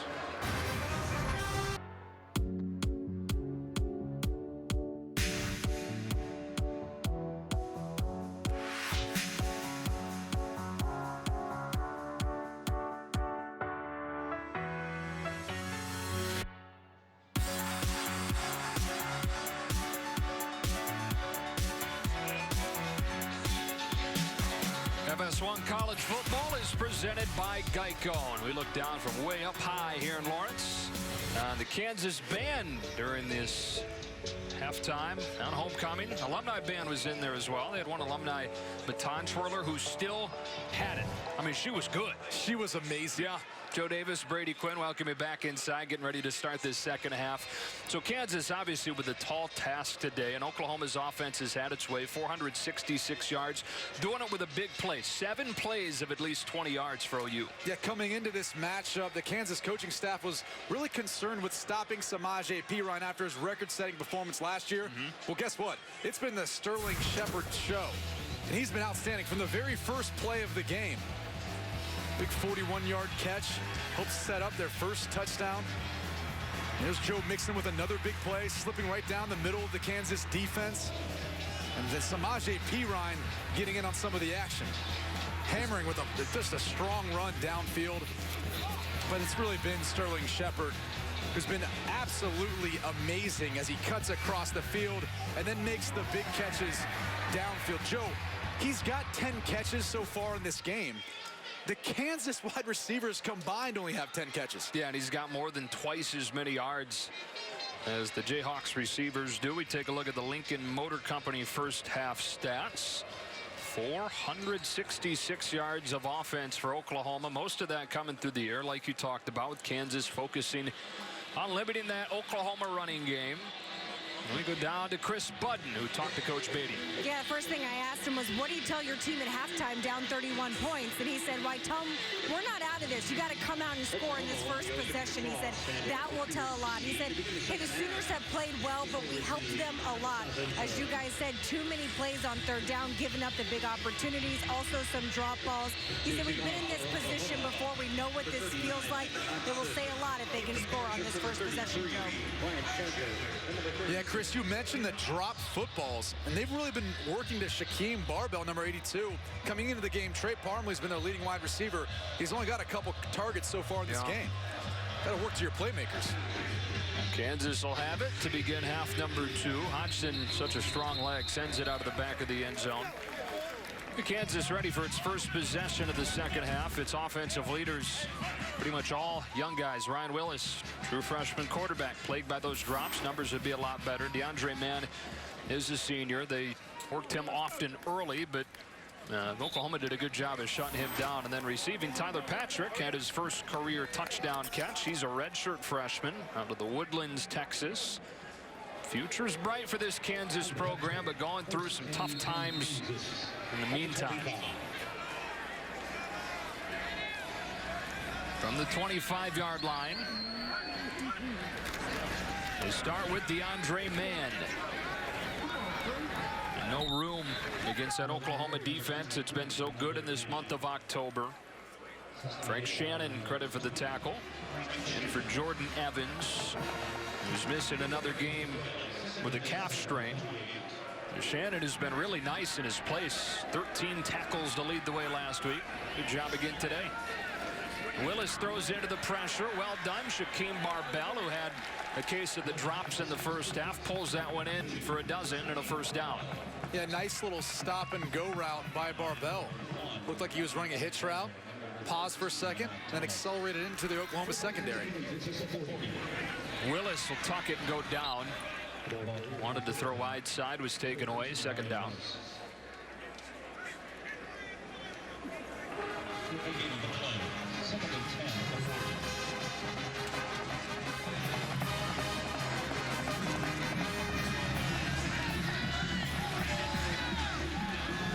Sooners show pressure and bring 4.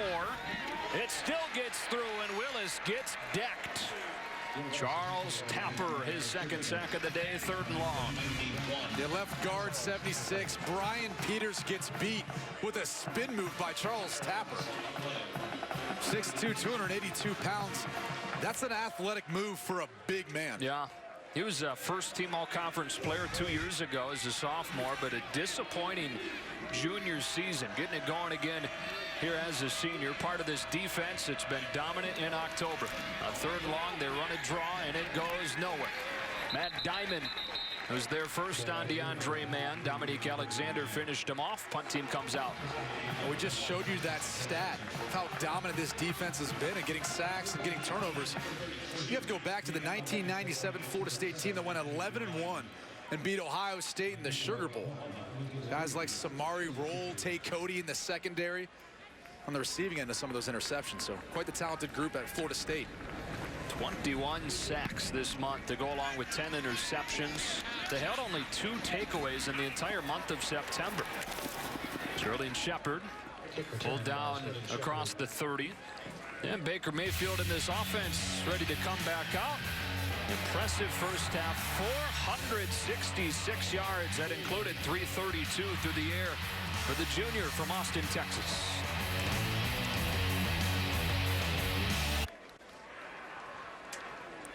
Sometimes you get a little sleepy in the second half. A little smelling salt, a little ammonia, that'll wake you right up. Look at that. They look like they enjoy it so much. I wouldn't believe me if you had to put that in front of your face, you would like looking at a fellow coach. Everyone's getting a little bit of it. No letdown from this Oklahoma team. Well, Baker Mayfield's first half, 22 of 27. Number 3 in the country in passing efficiency. Was plenty efficient in that first half. Samaje Perine, oh yeah, had 90 yards. And Sterling Shepard with the 2nd most receiving yards in a half in Oklahoma history. First drive of the second half begins from the 33. And it begins with a Mayfield throw on the speed out. Sterling Shepard thrown down by Michael Glatzik. 11th catch of the day for the senior. Having another all-conference type season. Kansas continues to play this 4-deep zone coverage, leaving a lot of room and space. At some point, you got to get up in his face, playing man-to-man. Mixon. Tripped up by Glatzik, back-to-back tackles. I think it was offensive coordinator Lincoln Riley that told us of Joe Mixon earlier this week. He's got the ability to make those jaw-dropping plays. And you see more and more times where he's close to snapping one off. It's unusual you see a guy as tall as he is at running back make as such drastic change of directions when he cuts. 6'1", 215, smooth. First down, 46-yard line, play action, double move, down the sideline, and back shoulder D.D. Westbrook. On a gain of 29, first down and 10, Oklahoma. Just beautiful execution. D.D. Westbrook's going to slant and go. There's the slant part, and now he's going to release outside. Baker Mayfield sees that a defender, Ogletree's on top, so he throws it right on his back shoulder on an absolute line. Absolute laser show is what that was. Yeah.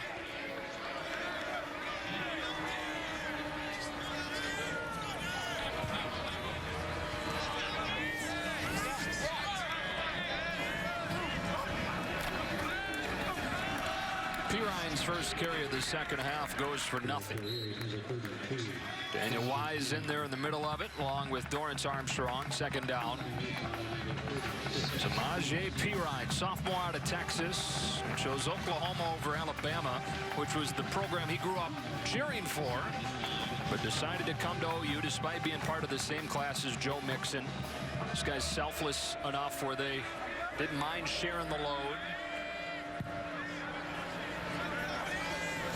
Second down, quick throw into the short side. Westbrook close to a first down. You talked about a running back sharing the load. I mean, nowadays, these guys want to try to show their ability at the collegiate level and get to the NFL as soon as possible, because unfortunately, all the carries and all those hits that you take only take away from your production eventually in the NFL when you're getting paid to play the game.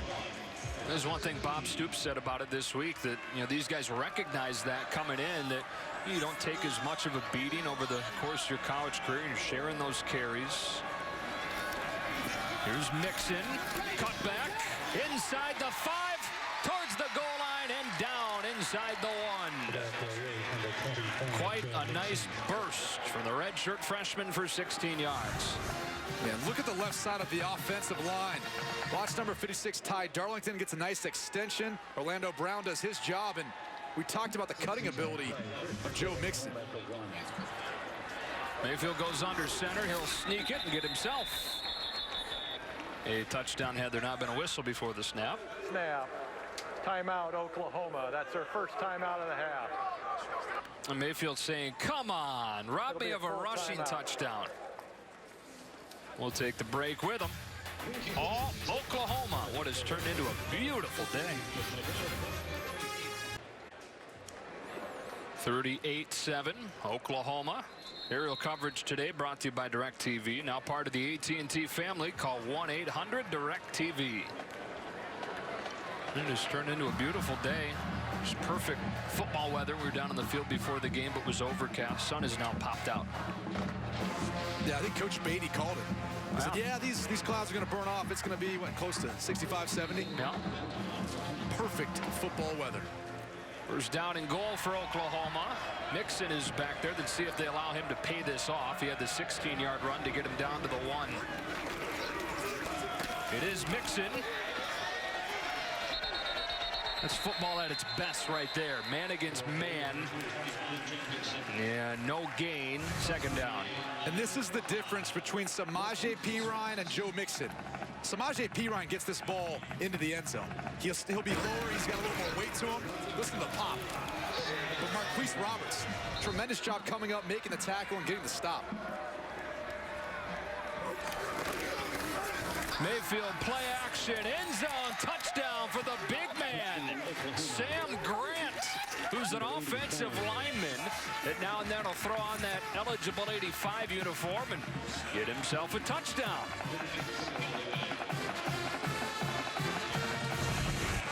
Well, he's not fooling me. The way he runs, he looks just like an offensive lineman. Look at that release. But again, so tough to stop when you have Samaje Perine and Joe Mixon in that backfield on that particular play with the play action fake. Can't help but bite up on the run. Yeah. So Oklahoma does, on its first drive of the second half, what it did for most of the first half. That is march down, no problem, and punch it in. Sam Grant with his moment of glory. Touchdown for the big fella.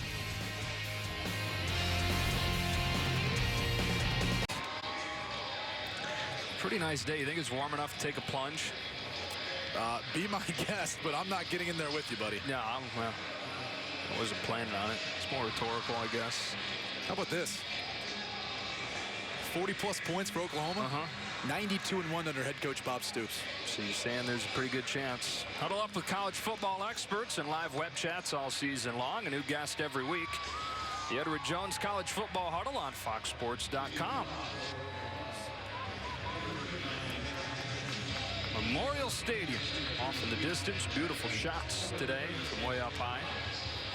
It's Taylor Cox back to return this kick from Nick Hodgson. Third season handling the kickoff duties for Oklahoma. Fifth-year senior from North Richland Hills, Texas.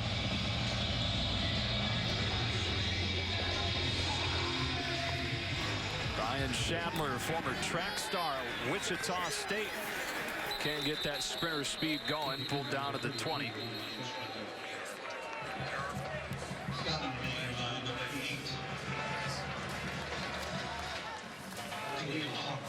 And there is a flag down.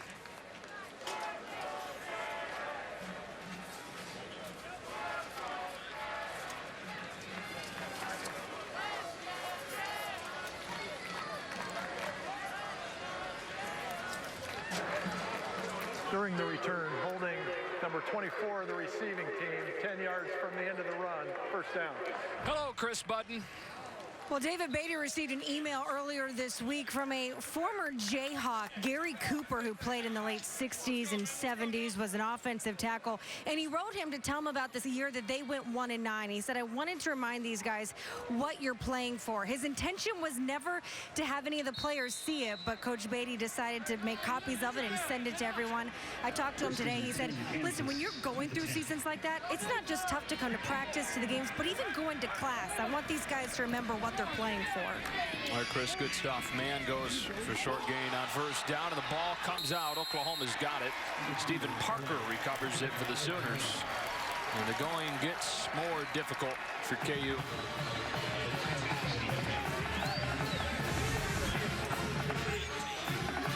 Watch the end of this run. DeAndre Mann's going to try to get to the outside as he cuts up. Looks like Charles Tapper, number 91, is able to punch the football out. And there's Stephen Parker, Johnny on the spot, and recover the fumble. Tough times for Kansas football. You want to talk about a guy with conviction that he's going to get it turned around. David Beatty, as they bring in Trevor Knight to run quarterback now, replacing Baker Mayfield. Look at the arms of Trevor Knight. He's got some pipes, man. Sun's out, guns out. He's flexing. Yeah. Maybe stayed flexing. I don't know. Fourth time he's come in this year. Former starter. Started 10 games last year before an injury ended his season. Was hurt against Baylor by Sean Oakman. He was the MVP of the Sugar Bowl after his freshman season. Future looked really bright for him, but struggled some last year, and then the injury knocked him out of the lineup. The ruling of the field of a fumble recovered by Oklahoma is under further review. So we're going to take a look at this, but lost the job during fall camp, did Knight, to Baker Mayfield, who no doubt is a better fit in Lincoln Riley's offense. Looking to see if the ball is out before it appears that any knee or elbow is down on the ground. Looks pretty definitive that that is indeed a fumble.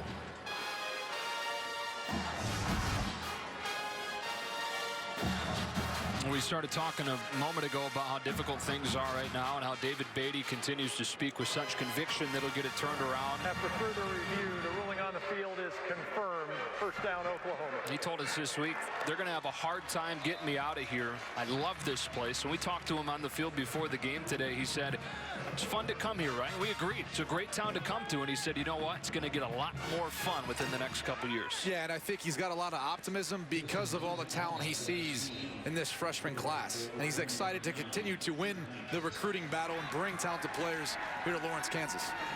Drive starts inside the 20. And Knight pulls it. It gets clipped down inside the 15-yard line by Tevin Shaw. What a day it was for Baker Mayfield, who went 27 of 32 today. The 383 yards, 4 touchdowns, and like Bob Stoops told us he was hoping for, a mistake-free game, no interceptions. He did just that. If this Oklahoma team continues on this path and they win the Big 12, Baker Mayfield's going to be in New York for the Heisman Trophy ceremony. 2nd and 5, Knight to throw it. Mark Andrews, first down. Came into the game 5 touchdowns on 10 catches. 3 catches and no touchdowns today. What in the world is wrong with him? I don't know. I'm actually pretty disappointed in Mark Andrews and this Oklahoma offense getting the ball. I'm being completely sarcastic. Yeah, but keep an eye on him still down in the red zone. He's singled up to the bottom of the screen in this 3-by-1 set. And you've got to like his size and athletic ability versus any defensive back for Kansas on the field. Brandon Stewart's on him right now. He's got 5 inches and 75 pounds on him. Knight scrambling, has an opening, and driven down from behind by Joe Deneen. 2nd and goal.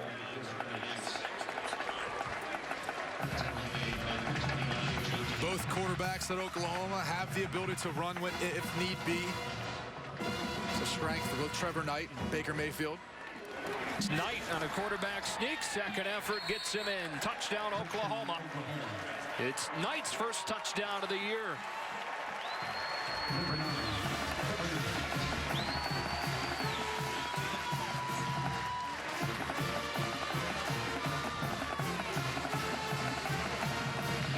it's going to be tough sledding for this Kansas team. In particular for the senior class who's been through coaching changes and had to deal with change in schemes and systems. Something that's not easy to deal with, especially when you first set out to go to college, play football. Was partially blocked, still able to get through. Things clicking in all phases for Oklahoma right now. FS1 College Football is presented by Geico. Back after this. Number 14 Oklahoma leads Kansas 52-7 here with 8:19 left in the third quarter. And we talked about Kansas not giving up. It's sometimes hard to see, but look at the last PAT. Number 96 Daniel Wise, redshirt freshman, gets a hand on the PAT. Now it still converts for a point, but that easily could have been an example, Joe, of a team just giving up and letting Oklahoma try to get this extra point and not giving any effort. So clearly this team, as Coach Beatty said, is still continuing to try and give effort and still trying to get that first win eager. Now they're not going to today, but in the future, I really think Kansas will be able to do some things. Yeah, and that's right. Those are the ingredients for it, to be able to battle through what they're going through right now. Sure do bump that music in here. Kick out of the back of the end zone. What a month we've got ahead of us in the Big 12. The schedule backloaded this season, so all the contenders about to go head-to-head. Baylor goes to Kansas State, not really a contender, but a tough game going on the road anytime when you go to Kansas State. TCU at Oklahoma State next weekend on Fox. Oklahoma, Baylor, TCU, Oklahoma.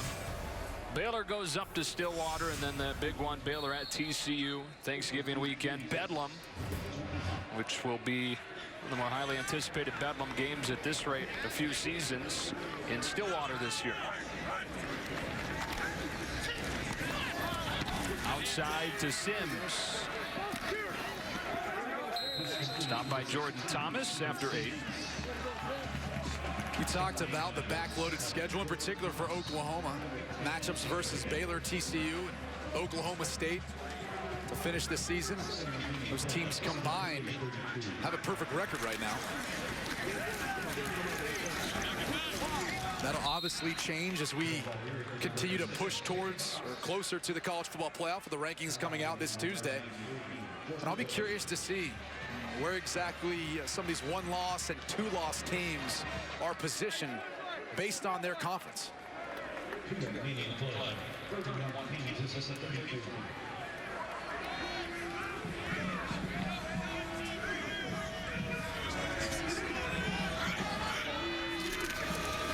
Cox again, back-to-back touches for him.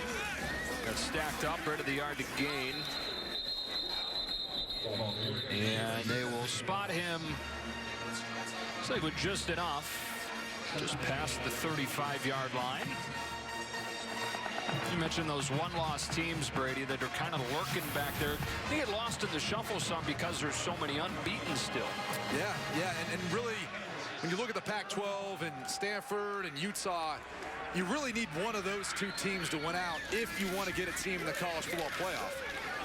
Stanford a tough one tonight up in Pullman.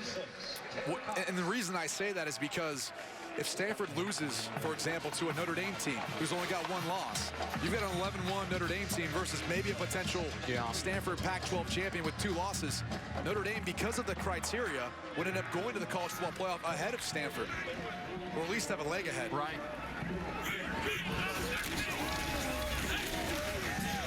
Keon Kinner. And it'd be hard, too, let's say that, you know, Utah winds up winning the South, beating a Stanford team that's lost to Notre Dame. It'd be hard to put Utah in ahead of Notre Dame. Utah got blown out by a USC team that Notre Dame beat.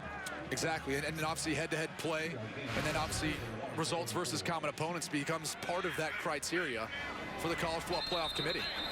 Darius Crawley got a head start there. There is a flag on the play. We talked some of the members of the selection committee earlier this week. Bill Hancock, the chair. They hammered home that the BCS was science. Delay a game. Defense number 7. Non-football act causing the offense to false start. That 5-yard penalty results in a first down. So that's on Oklahoma. But anyways, BCS was science with the equations, This, the committee says, is art. Here's some of the criteria they're looking at when you're trying to split hairs and it's really close. Yeah, and the problem I have is when you talk about art, look, a picture speaks 1,000 words. And that's the problem, is you've got a committee based up with people who are going to have different opinions on different teams. At least with the science, we had an exact way of calculating it. It was a big collision. Frank Shannon with a form tackle, driving Keon Kinner to the ground. Second down. Listen to the sound of this hit between Kinner and Shannon. Low man wins. Shannon's able to get underneath the pads, even though Kinner gets enough for the first down. Booker, beautiful throw from Ryan Willis, picking on Dakota Austin. That's a first down at the 40. You see the ability of Ryan Willis and why everyone's so excited about his ability moving forward, leading this Kansas Jayhawk team. Montel Cozart out with a shoulder injury, the starter coming into the season. They've even talked about him moving around a wide receiver because of his athleticism and the progress of Ryan Willis. Picked up the pressure for a moment, but then Charles Tepper fought through, got his third sack of the day, and forced a fumble recovered by Eric Stryker.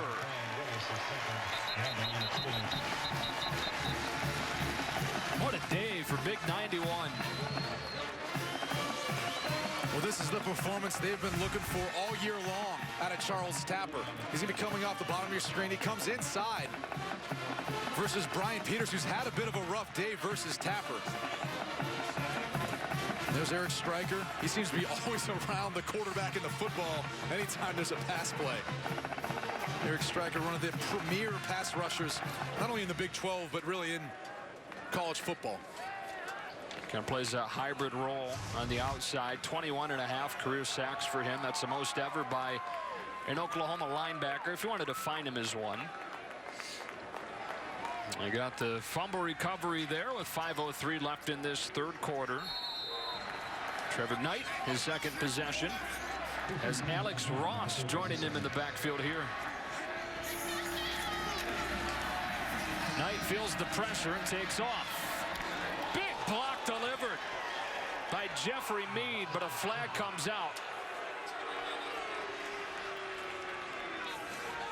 Now, blindside blocks, players that receive them are considered defenseless. Chevy Graham was the one that drew the hit. It looked like it was legal, though. Yeah. I mean, just in real time. It looked like Mead was able to get his shoulder pads underneath Chevy Graham as he was running towards the ball carrier. To get a second look at this.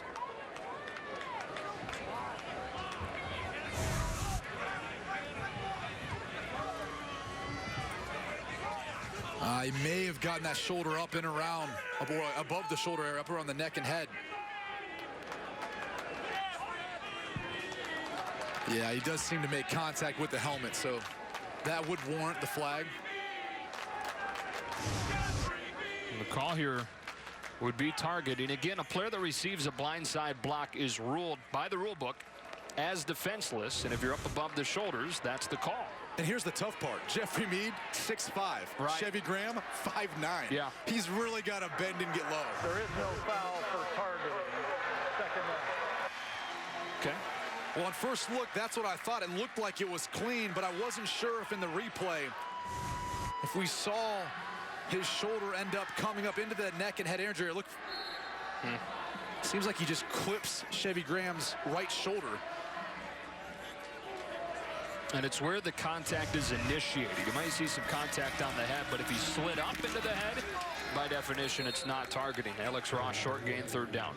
And a lot of times these officials, their first reaction when they see a big hit like that is to throw out the flag because they can review it.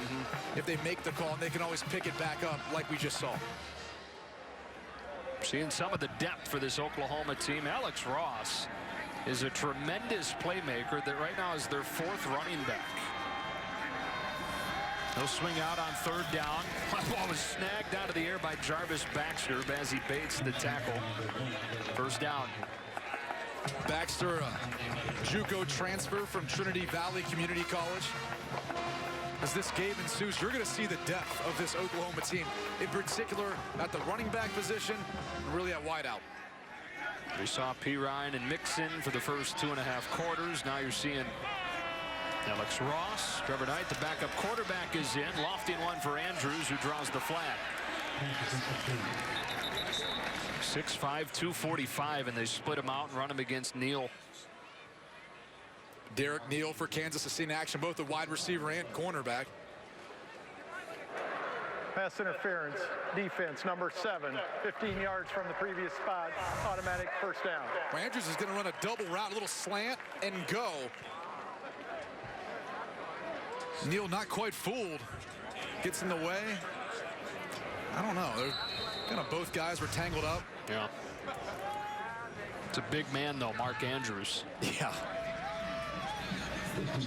6'5", 245, he's listed as. 5'10", going against 5'10", 170. Advantage, Andrews. Knight stands in there and throws one that the official defended some. Incomplete, intended for Baxter. And Joe Deneen coming in to force the hurried pass by Trevor Knight. That's what I'm trying to talk about. This Kansas team isn't giving up. There's still a ton of effort being displayed on the field. Coach Beatty said you would not know we were an 0-7 team if you came out and watched us practice with the energy and enthusiasm we have. Second down, Knight to the outside on time, right into the hands of Andrews, who moves down to the 12. Mark Andrews having a solid day. 4 catches for him, moving over 40 yards. Seems disappointed. He keeps wanting to find the end zone. I know I am. This is unfamiliar territory for him. This many catches without a touchdown. 5 touchdowns on 10 catches coming in. 4 catches, no scores I here. imagine they'll go to him at some point if he's going to be matched up one-on-one with Derek Neal. Mentioned that size advantage over him a moment ago. Instead, they'll use him as a blocker for Alex Ross, who gets 1.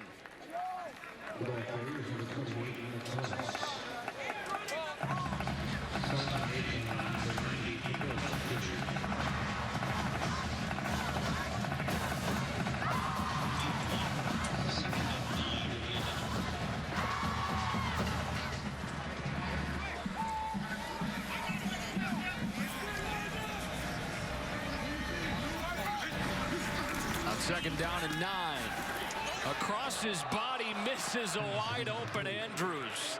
Well, there was that touchdown we've been waiting for. Missed him badly. Yeah, absolutely no one around Mark Andrews. As Derek Neal gets his feet tangled up. Trevor Knight could have underhanded that to him. He would have still been able to secure the catch. Instead, third down and 9. Knight still looking for his first touchdown pass this season. He's pressured and sacked. Dorrance Armstrong, true freshman from Houston. Great future for this kid. Gets a sack here. And Armstrong's going to have a ton of speed off the edge, working on big Orlando Brown. Just does not give up on the play. Impressive speed. You said it. That Houston area's got a ton of talent. David Beatty definitely knows how to recruit that area, particularly certain parts in Texas. He went to North Shore High School. Hodgson on for this field goal, and he clanks it off the upright and through. Everything going right today for Oklahoma.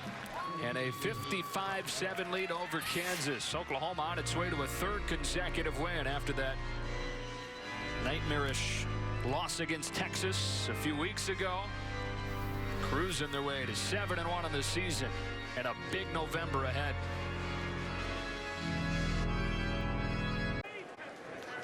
You can't unsee those.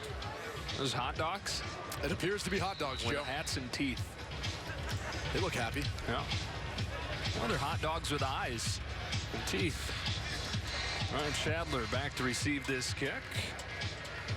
You got any Halloween plans? None at the moment. No. Inspired by those hot dogs? I mean, down to the back of the end zone. Kansas will have it at the 25. Time now for Carl's Jr. and Hardy's game break. Again, here's Jenny Taft.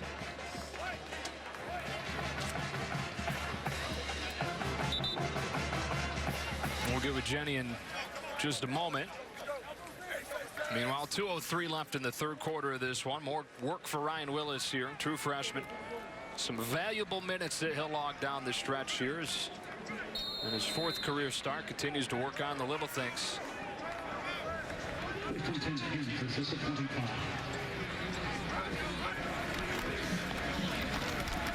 Taylor Cox for a short game. What have you thought of Ryan Willis so far today?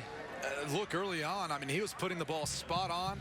His wide receivers didn't necessarily help him out. He hasn't had much of a running game. They've only got 39 yards on the ground, and obviously being down by this much, you're in a position where you kind of have to, or would you like to throw the football a little bit more, but not a ton of help. But this kid's got a ton of ability. He's smart. He's a good decision maker, and you see improvement week after week after week. He's got the size, 6'4", 210. He's got the arm. He's flashed that today. Play action. That pocket pushed back into him. Lindley tracked him down and forced the throwaway. Yeah, it's third down. But even a play like that, throws the ball away, doesn't take a sack, allows them to be in 3rd and 9 as opposed to be sitting back in 3rd and 20.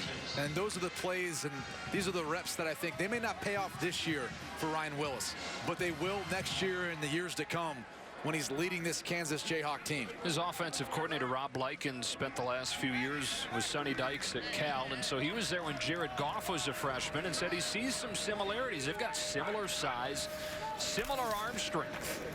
On the slant, drills it in there, and it's hung on to a couple of times by Jeremiah Booker for a first down.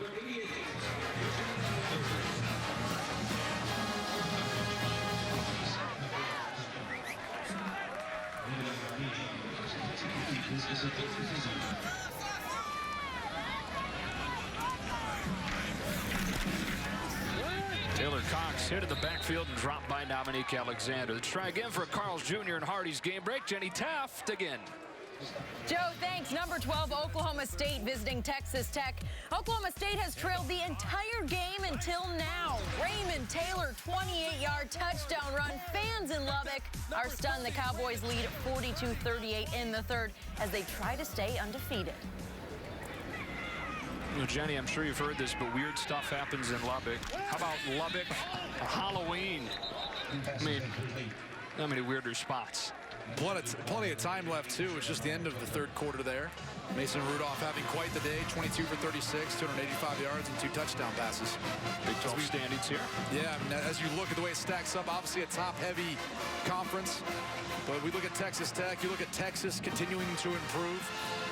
Gerard Hurd and Tyrone Swoops, that 18-wheeler package they run. It's such a mix-up to most of the spread offenses you see in the Big 12. And you'll see the Longhorns against Iowa State when we finish up right here on FS1.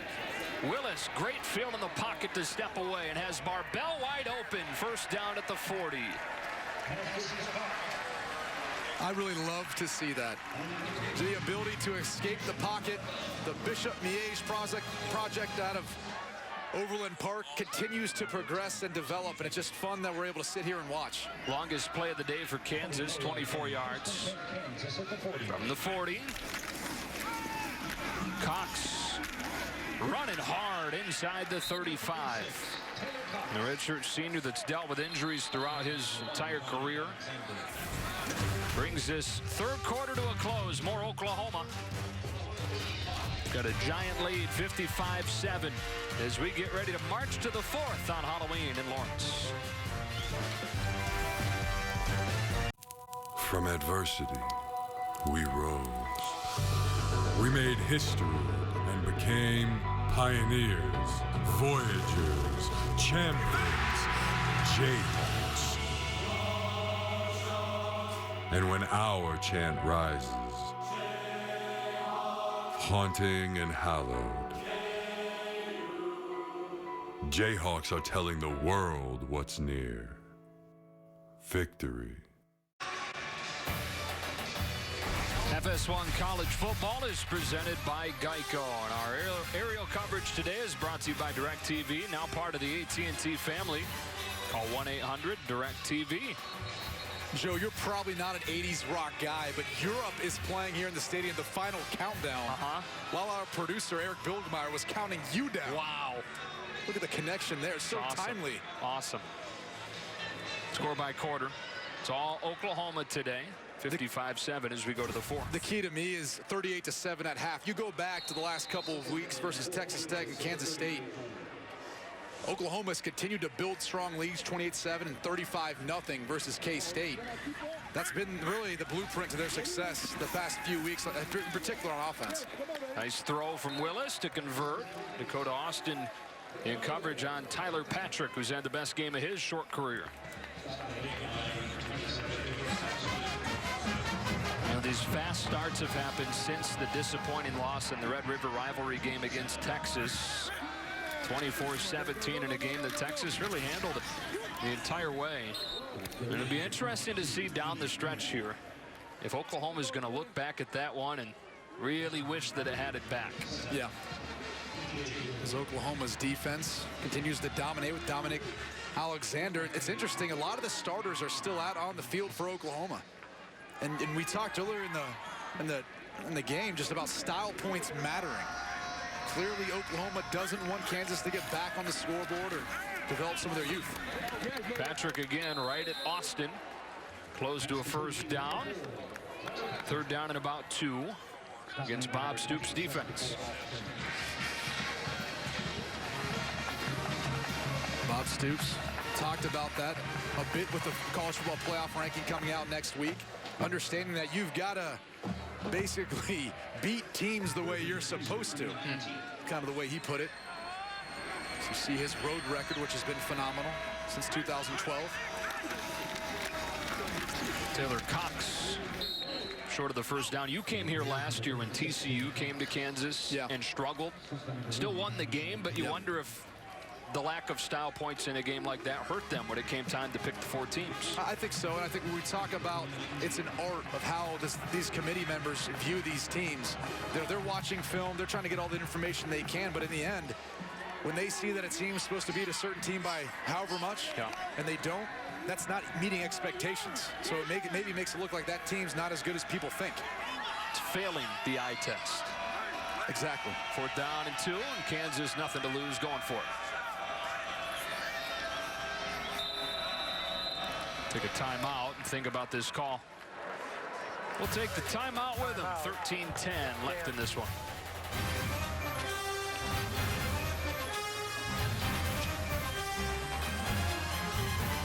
Huh, 15 minutes could save you 15% or more on car insurance. Yeah, everybody knows that. Well, did you know that playing cards with Kenny Rogers gets old pretty fast? You got to know when to hold 'em, know when to fold 'em, know when to walk away, know when to run. You never count your money when you're sitting at the table. What? You get it? I get the gist, yeah. Okay. Geico. 15 minutes could save you 15% or more on car insurance. Kansas looking at a 4th down and short. Down 55-7 early on in the 4th quarter. Joe Davis, Brady Quinn, Chris Button back in Lawrence, Kansas. This will be the 12th play of this Kansas drive. And on 4th down and a yard, Ryan Willis will work out of the shotgun with Taylor Cox behind him. He's done some good things today, has his true freshman from Overland Park, Kansas. Call it 4th and 2.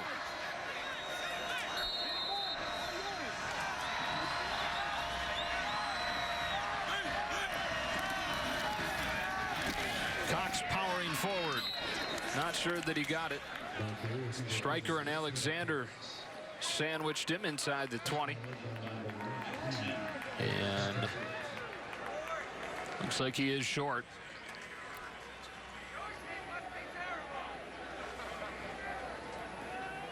And he is. So Oklahoma takes over on downs with 13:05 left in this one. Take another break. Be back in just a moment.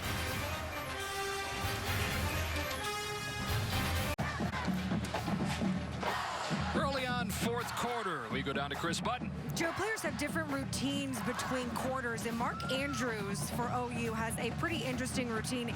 In between each quarter, he has to check his blood sugar level. That's because as a child, he was diagnosed with type 1 diabetes, so his parents and the trainers have developed a plan. He also checks it several times during practices. If he doesn't and he lets the levels get too low, he can be very serious. In fact, before the season, his roommate found him unresponsive in his room. He had to go to the hospital, so with the help of his friends and his teammates, he just knows that this is something that he has to continue to monitor. That was the long snapper, Chris Wesley Horkey, who is his roommate, who found him and really helped save his life. Alex Ross, look out, he can fly. And Ross is run down inside the 30. 53 yards for Alex Ross and an Oklahoma first down.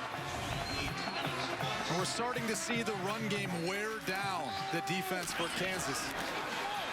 Alex Ross with that burst out of the backfield. All he needs is a window, and he can accelerate through and make big plays downfield. 627 yards now with the help of 9 big plays, which was one of the things that Clint Bowen, David Beatty talked about having to avoid.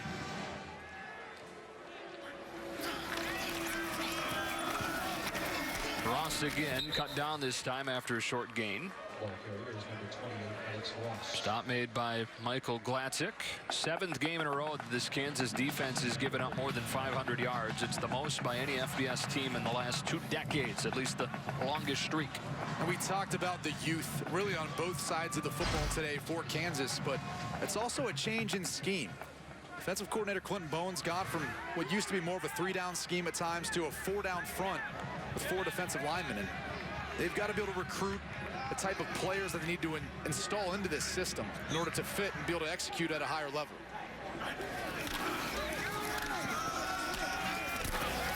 Ross sticks his nose down and hit by Tevin Shaw. 3rd down for Oklahoma. Inside of 12 minutes left, up 55-7. On their way to a 7th win this season. And a 3rd consecutive win after the Texas loss.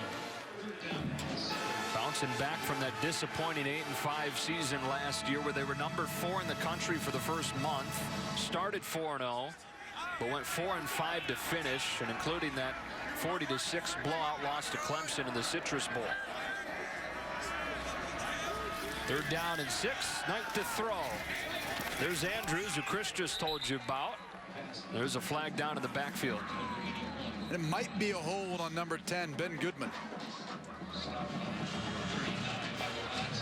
The seniors out of Beaumont, Texas.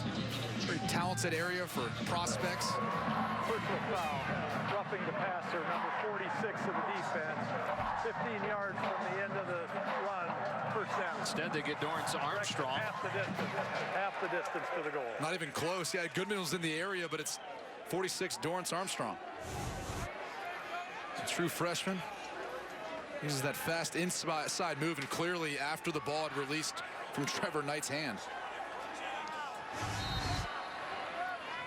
So he comes out, 1st down and officially 10. The ball spotted just outside the 10-yard line.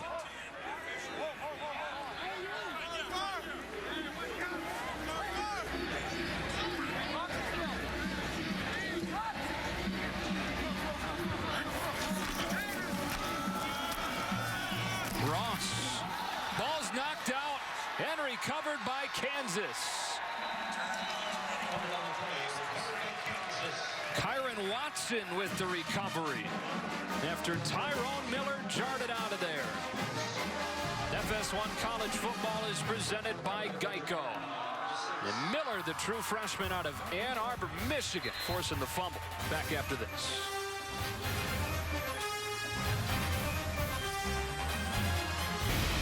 This is going to be a wild rematch for as long as it lasts. Another finish!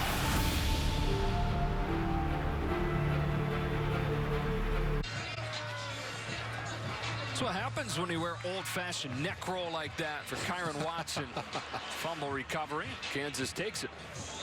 Yeah, really credit number 19, Tyrone Miller, being able to come up with a well, I guess knocked the football out. The defensive coordinator, as you can see there in the white overcoat and jacket, talked about his hesitation of putting Miller in one-on-one coverage, being that he's just a true freshman, but clearly he's had the ability to make tackles and in space. This is I think his 49th tackle in the season.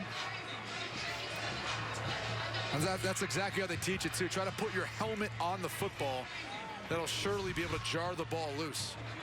And look how productive they've been in getting takeaways in the red zone. And in today's game, with these prolific offenses and the fast-paced spreads, that's really the key, is being able to get stops in the red zone, force them to kick field goals, and really being able to get turnovers.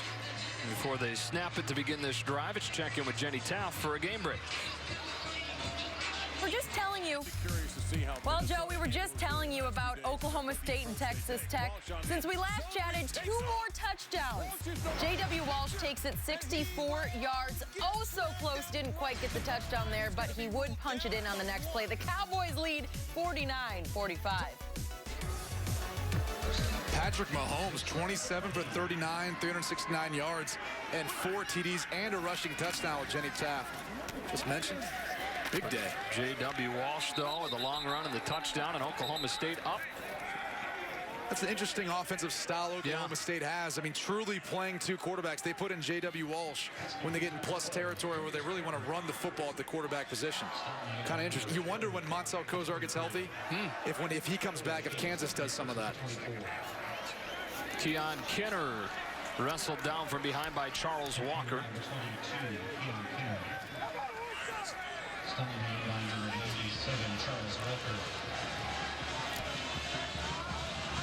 18 of 31 for $161 and a touchdown for Ryan Willis.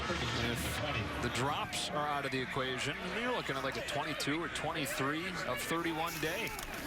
Pressure out of the secondary helps it get home. P.L. Lindley combining with Khalil Houghton, one of the true freshmen getting time in the Oklahoma secondary. 4th down. Yeah, number 8's going to be coming off the edge. Ryan Willis does not ever see this with his eyes to the right side of the field. And Houghton sees the sack there for the taking. He's one of these talented true freshmen that the Oklahoma has in their secondary. Bob Stoops called it the most talented recruits he's ever had coming to play for Oklahoma in this secondary. When talking about Khalil Houghton, Will Sunderland, even P.J. Mbanasor. He struggled a little bit this year, but he's coming along in practice. Jarvis Baxter back to return this one. Makes the first man miss and crosses midfield. That's where Oklahoma will begin with this big lead. And the defense getting it done again. More than 20 sacks in this month of October.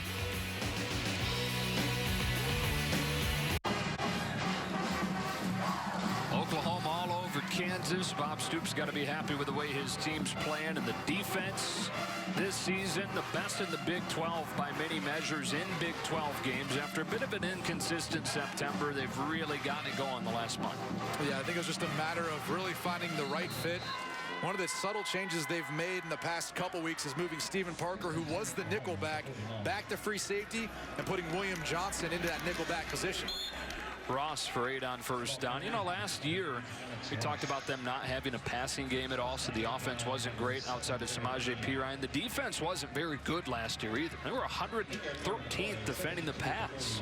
And sometimes your best defense is a good offense, and I think what Oklahoma's doing right now is playing great complementary football, meaning both sides of the ball are really playing to one another. When they get turnovers, Oklahoma seems to be scoring points off of those turnovers, and then controlling more of the time of possession, which gives their defense some rest. Yeah, impressive how well-rounded the Sooners team is right now. Lurking there with 1 loss. 2nd down and 2. Ross again for first down.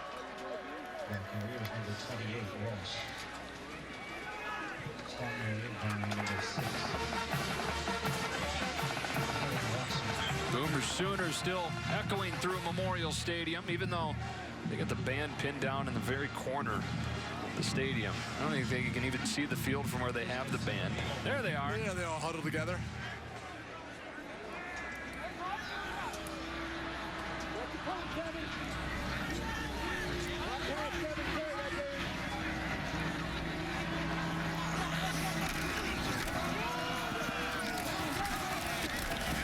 6 yards for Alex Ross. Number 28, Alex Ross. 2nd down and 4 inside of 7.5 left in this one. I'll tell you what, that offensive line for Oklahoma right now, they've got some of their backups in, but watch the center. Number 58, Eric Wren. Number 63, Alex Dalton. They're running to that right side, and those guys are getting a ton of movement. And this is still the Kansas first-team defense. And these are all the backups primarily for Oklahoma. 2nd and 5 at the 33. Trying to break the 60-point mark for the 2nd week in a row. They had 63 against Texas Tech last week. And Grant Bothan, who is mostly known as the holder for this Oklahoma team, has the reception and a pickup of 15 yards. See the zip on that football from Trevor Knight? That thing got there in a hurry. That ball was on a line. This Oklahoma team just has a ton of depth, and got to credit the job that Bob Stoops has done recruiting. They're stacking up top recruiting class one after another after another.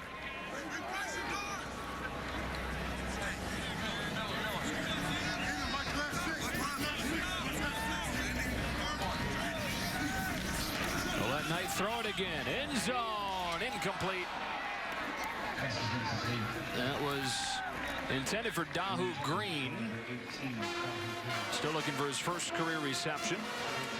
The Oklahoma City, Oklahoma product. He's got a ton of size, too, at 6'4", 203. Freshman still trying to get his feet wet, still adjusting to somewhat of the college game. Trevor Knight put the ball in a good spot, but Dahu Green didn't quite adjust to it. On the field, he looked a lot taller than 6'4". Yeah, big guy. 2nd down. Jayhawks bringing it. Ross for 2. You know, last year we mentioned this a couple times, but Sterling Shepard goes down, and so did Oklahoma's passing game. They didn't have anything through the air. You talk about replenishing. Obviously, you get Shepard back, but they've added Westbrook, Baxter, Bojuco transfers, and then these young guys starting to emerge. Meade and Miller. And you saw Dahu Green, who's yet to get a catch, but clearly has a body that's going to translate to the college game. Yeah, Deron Neal in there as well. You look at the way this team has really responded to offensive coordinator Lincoln Riley. They could have not bought into his system at Oklahoma, but they opened themselves up to allowing this offense to take shape. That ball is caught. Touchdown. And that is Trevor Knight to his brother Connor Knight for the score. What a moment.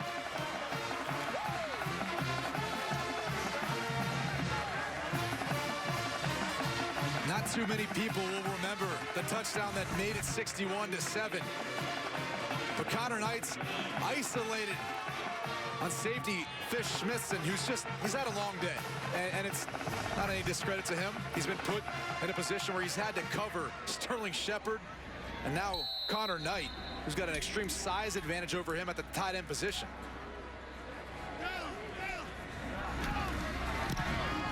And that is Knight's, I believe here, I'm rolling through all the numbers here. I believe that is Connor Knight's first career catch. Probably true for the redshirt junior. I know it's his first one of the season. And I'm sure they've done this in the backyard 1,000 times. Trevor Knight, obviously not the starter, coming in as the backup in this role. He probably has the most confidence in that man right there in Connor Knight from all the years growing up playing football together. Throwing this pass time and time again for a touchdown in your backyard. Well, guess what? Now you're doing it in a live game. So cool.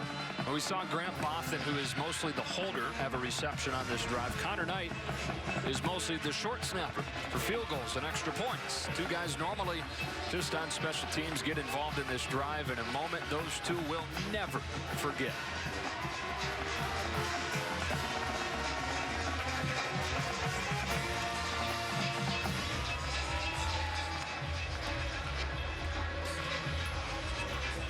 Now, for those of you tuning in for the Texas-Iowa State game, we'll get you out to Ames at the immediate conclusion of our game. And in the meantime, you can find that on FS2 and streaming live on FS Go. Texas is a team that's really kind of turned it on the past couple weeks.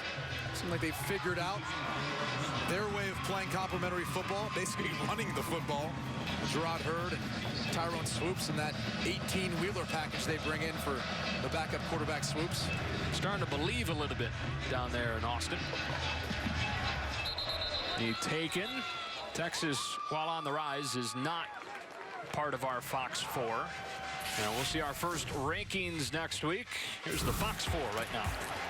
Well, Ohio State, we have it #1 right now, but that could possibly change with J.T. Barrett being suspended for at least one game. Baylor at #3, and they've had an injury to their quarterback position, Seth Russell, the Heisman hopeful. He's out for the rest of the season.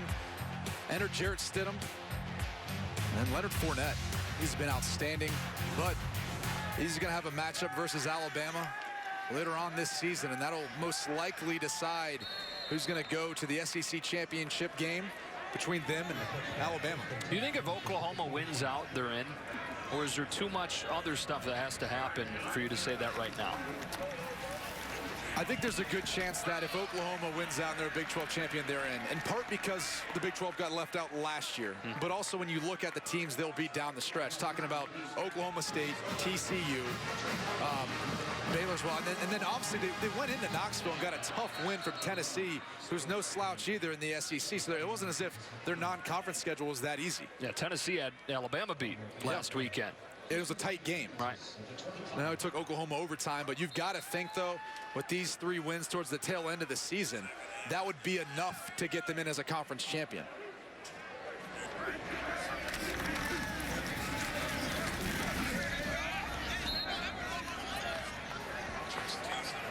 You know, one of the things that we were talking about, the criteria, if you get to the point where you're splitting hairs, say it was between a 1-loss Oklahoma and a 1-loss Alabama team, they look at common opponents. Alabama barely got by Tennessee. Oklahoma barely got by Tennessee, but Oklahoma did it in Knoxville. Alabama almost lost to Tennessee in Tuscaloosa. If it gets down to the point where you're splitting hairs that finely, Oklahoma's got that advantage. And you're looking at their chances of breaking into the college football playoff. Unfortunately, there tends to be somewhat of an East Coast bias. I'll just go out there and say it. I think we see that from time to time with the SEC. They get maybe a little bit more credit than they deserve for their conference. People talk about the vaunted SEC West. Really, you look at last season, the Pac-12 South was the toughest division in all of college football, especially the way they played in the bowl games.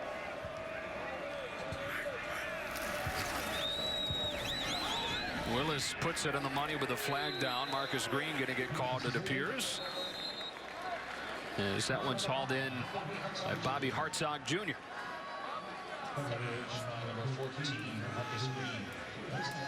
And Marcus Green was all over Hartzog the entirety of that route. Holding defense number 14, 10 yards from the previous spot, first down. You mentioned the Pac-12 a moment ago. You tend to think right now that if there is a major conference champion that's going to get left out, it very well could be them. If it's not Utah or Stanford as a 1-loss Pac-12 champion, if those 2 teams can, one of them find a way of winning out, winning the championship, I think they'll go. But a 2-loss Pac-12 champion, I don't think so.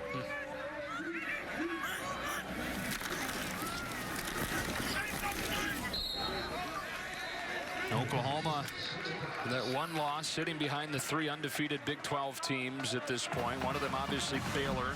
And it seemed like recently the door kind of cracking open for Oklahoma. Part of the reason I say that is because Seth Russell is finished and Jarrett Stidham, a true freshman, has to come in and play quarterback. He's a heck of a player, one of the top recruits in the country, but this is a different game he's stepping into. Yeah, had a tremendous career at Stephenville High School in Texas, but yeah, it's a different level. It's a different speed of play. And as Ryan Willis goes down with a sack, but we'll see how he handles this jumping in the midst of a season. We saw this a season ago with Ohio State. They were ranked 16th in the first college football playoff ranking. They had an injury to J.T. Barrett and Cardell Jones at the end of the season. And he played outstanding down the stretch. And maybe Jarrett Stidham will be able to provide that same sort of performance. And I think it will answer that question as well. Is Baylor truly a plug-and-play system with their quarterbacks? If Jarrett Stidham goes in and lights up the world like Bryce Petty has, like Seth Russell has, RG3 before that, I think you could maybe make that case. Yeah. Yeah, if you look at who they're going to have to go through if they are going to finish the season undefeated with Oklahoma, Oklahoma State, TCU. Tipped into the air and incomplete. And down the sideline for Darius Crawley. 4th down and 11. You talked about the end of the schedule and those tough opponents, but again, there's a lot of football left to be played. And we could get into all sorts of crazy scenarios where even in the Big 12, these teams start beating up each other. You know, all of a sudden you end the season and you know, Baylor's got 1 loss, TCU's got 1 loss, Oklahoma State. I mean, these teams could end up beating each other up when they have to figure out how to work it out through a tie-breaking scenario. Definitely what we've seen in the Pac-12 so far, cannibalizing.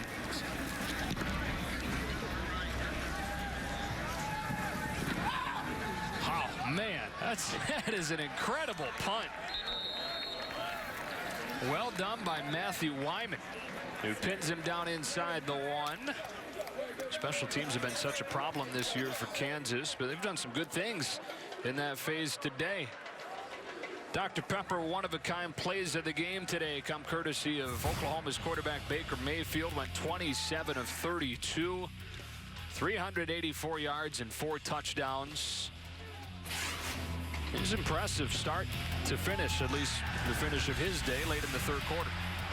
Defensive coordinator Clint Bowen said, we don't want Samaje Perine to beat us. We want to put it on the arm of Baker Mayfield, and he answered that call throw after throw, in particular with Sterling Shepard, who had one heck of a day, making plays for his quarterback all day long. Those are the one-of-a-kind Dr. Pepper plays of the game. He's back there somewhere. There he is. You think that they keep doing what they're doing as Cody Thomas checks in at quarterback?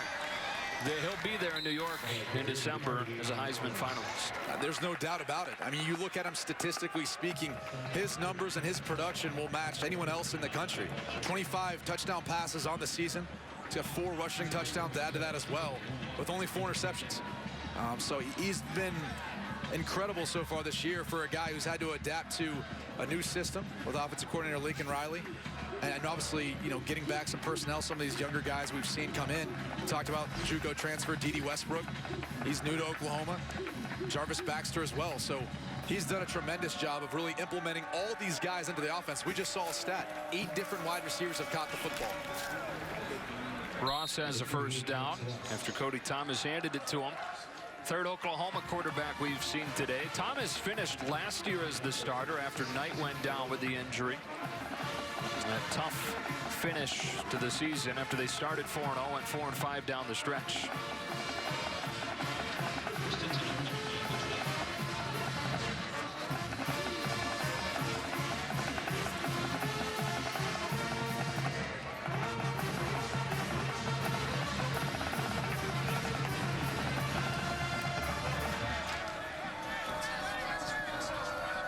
Ross has had a heavy load with this game well in hand down the stretch, close to 100 yards, 13 carries for 96 yards now. What do you thought overall of Oklahoma today and moving forward?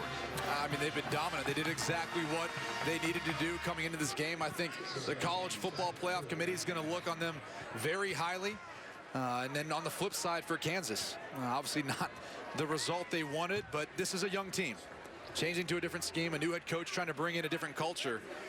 And if you look at their schedule coming up, got to go at Texas, at TCU. That will not be an easy stretch. But then you have West Virginia to finish the season versus Kansas State. So easier opponents. Not quite the competition we've seen them have to face the past few weeks. Ross goes over 100 yards for the day. One of the least experienced teams, as you said. 37 first-year players. That has included 30 first-time starters. We'll try and find a win in that remaining schedule. Won't come today, though. 62-7. Oklahoma takes care of business. 11th consecutive win against Kansas going back to 97.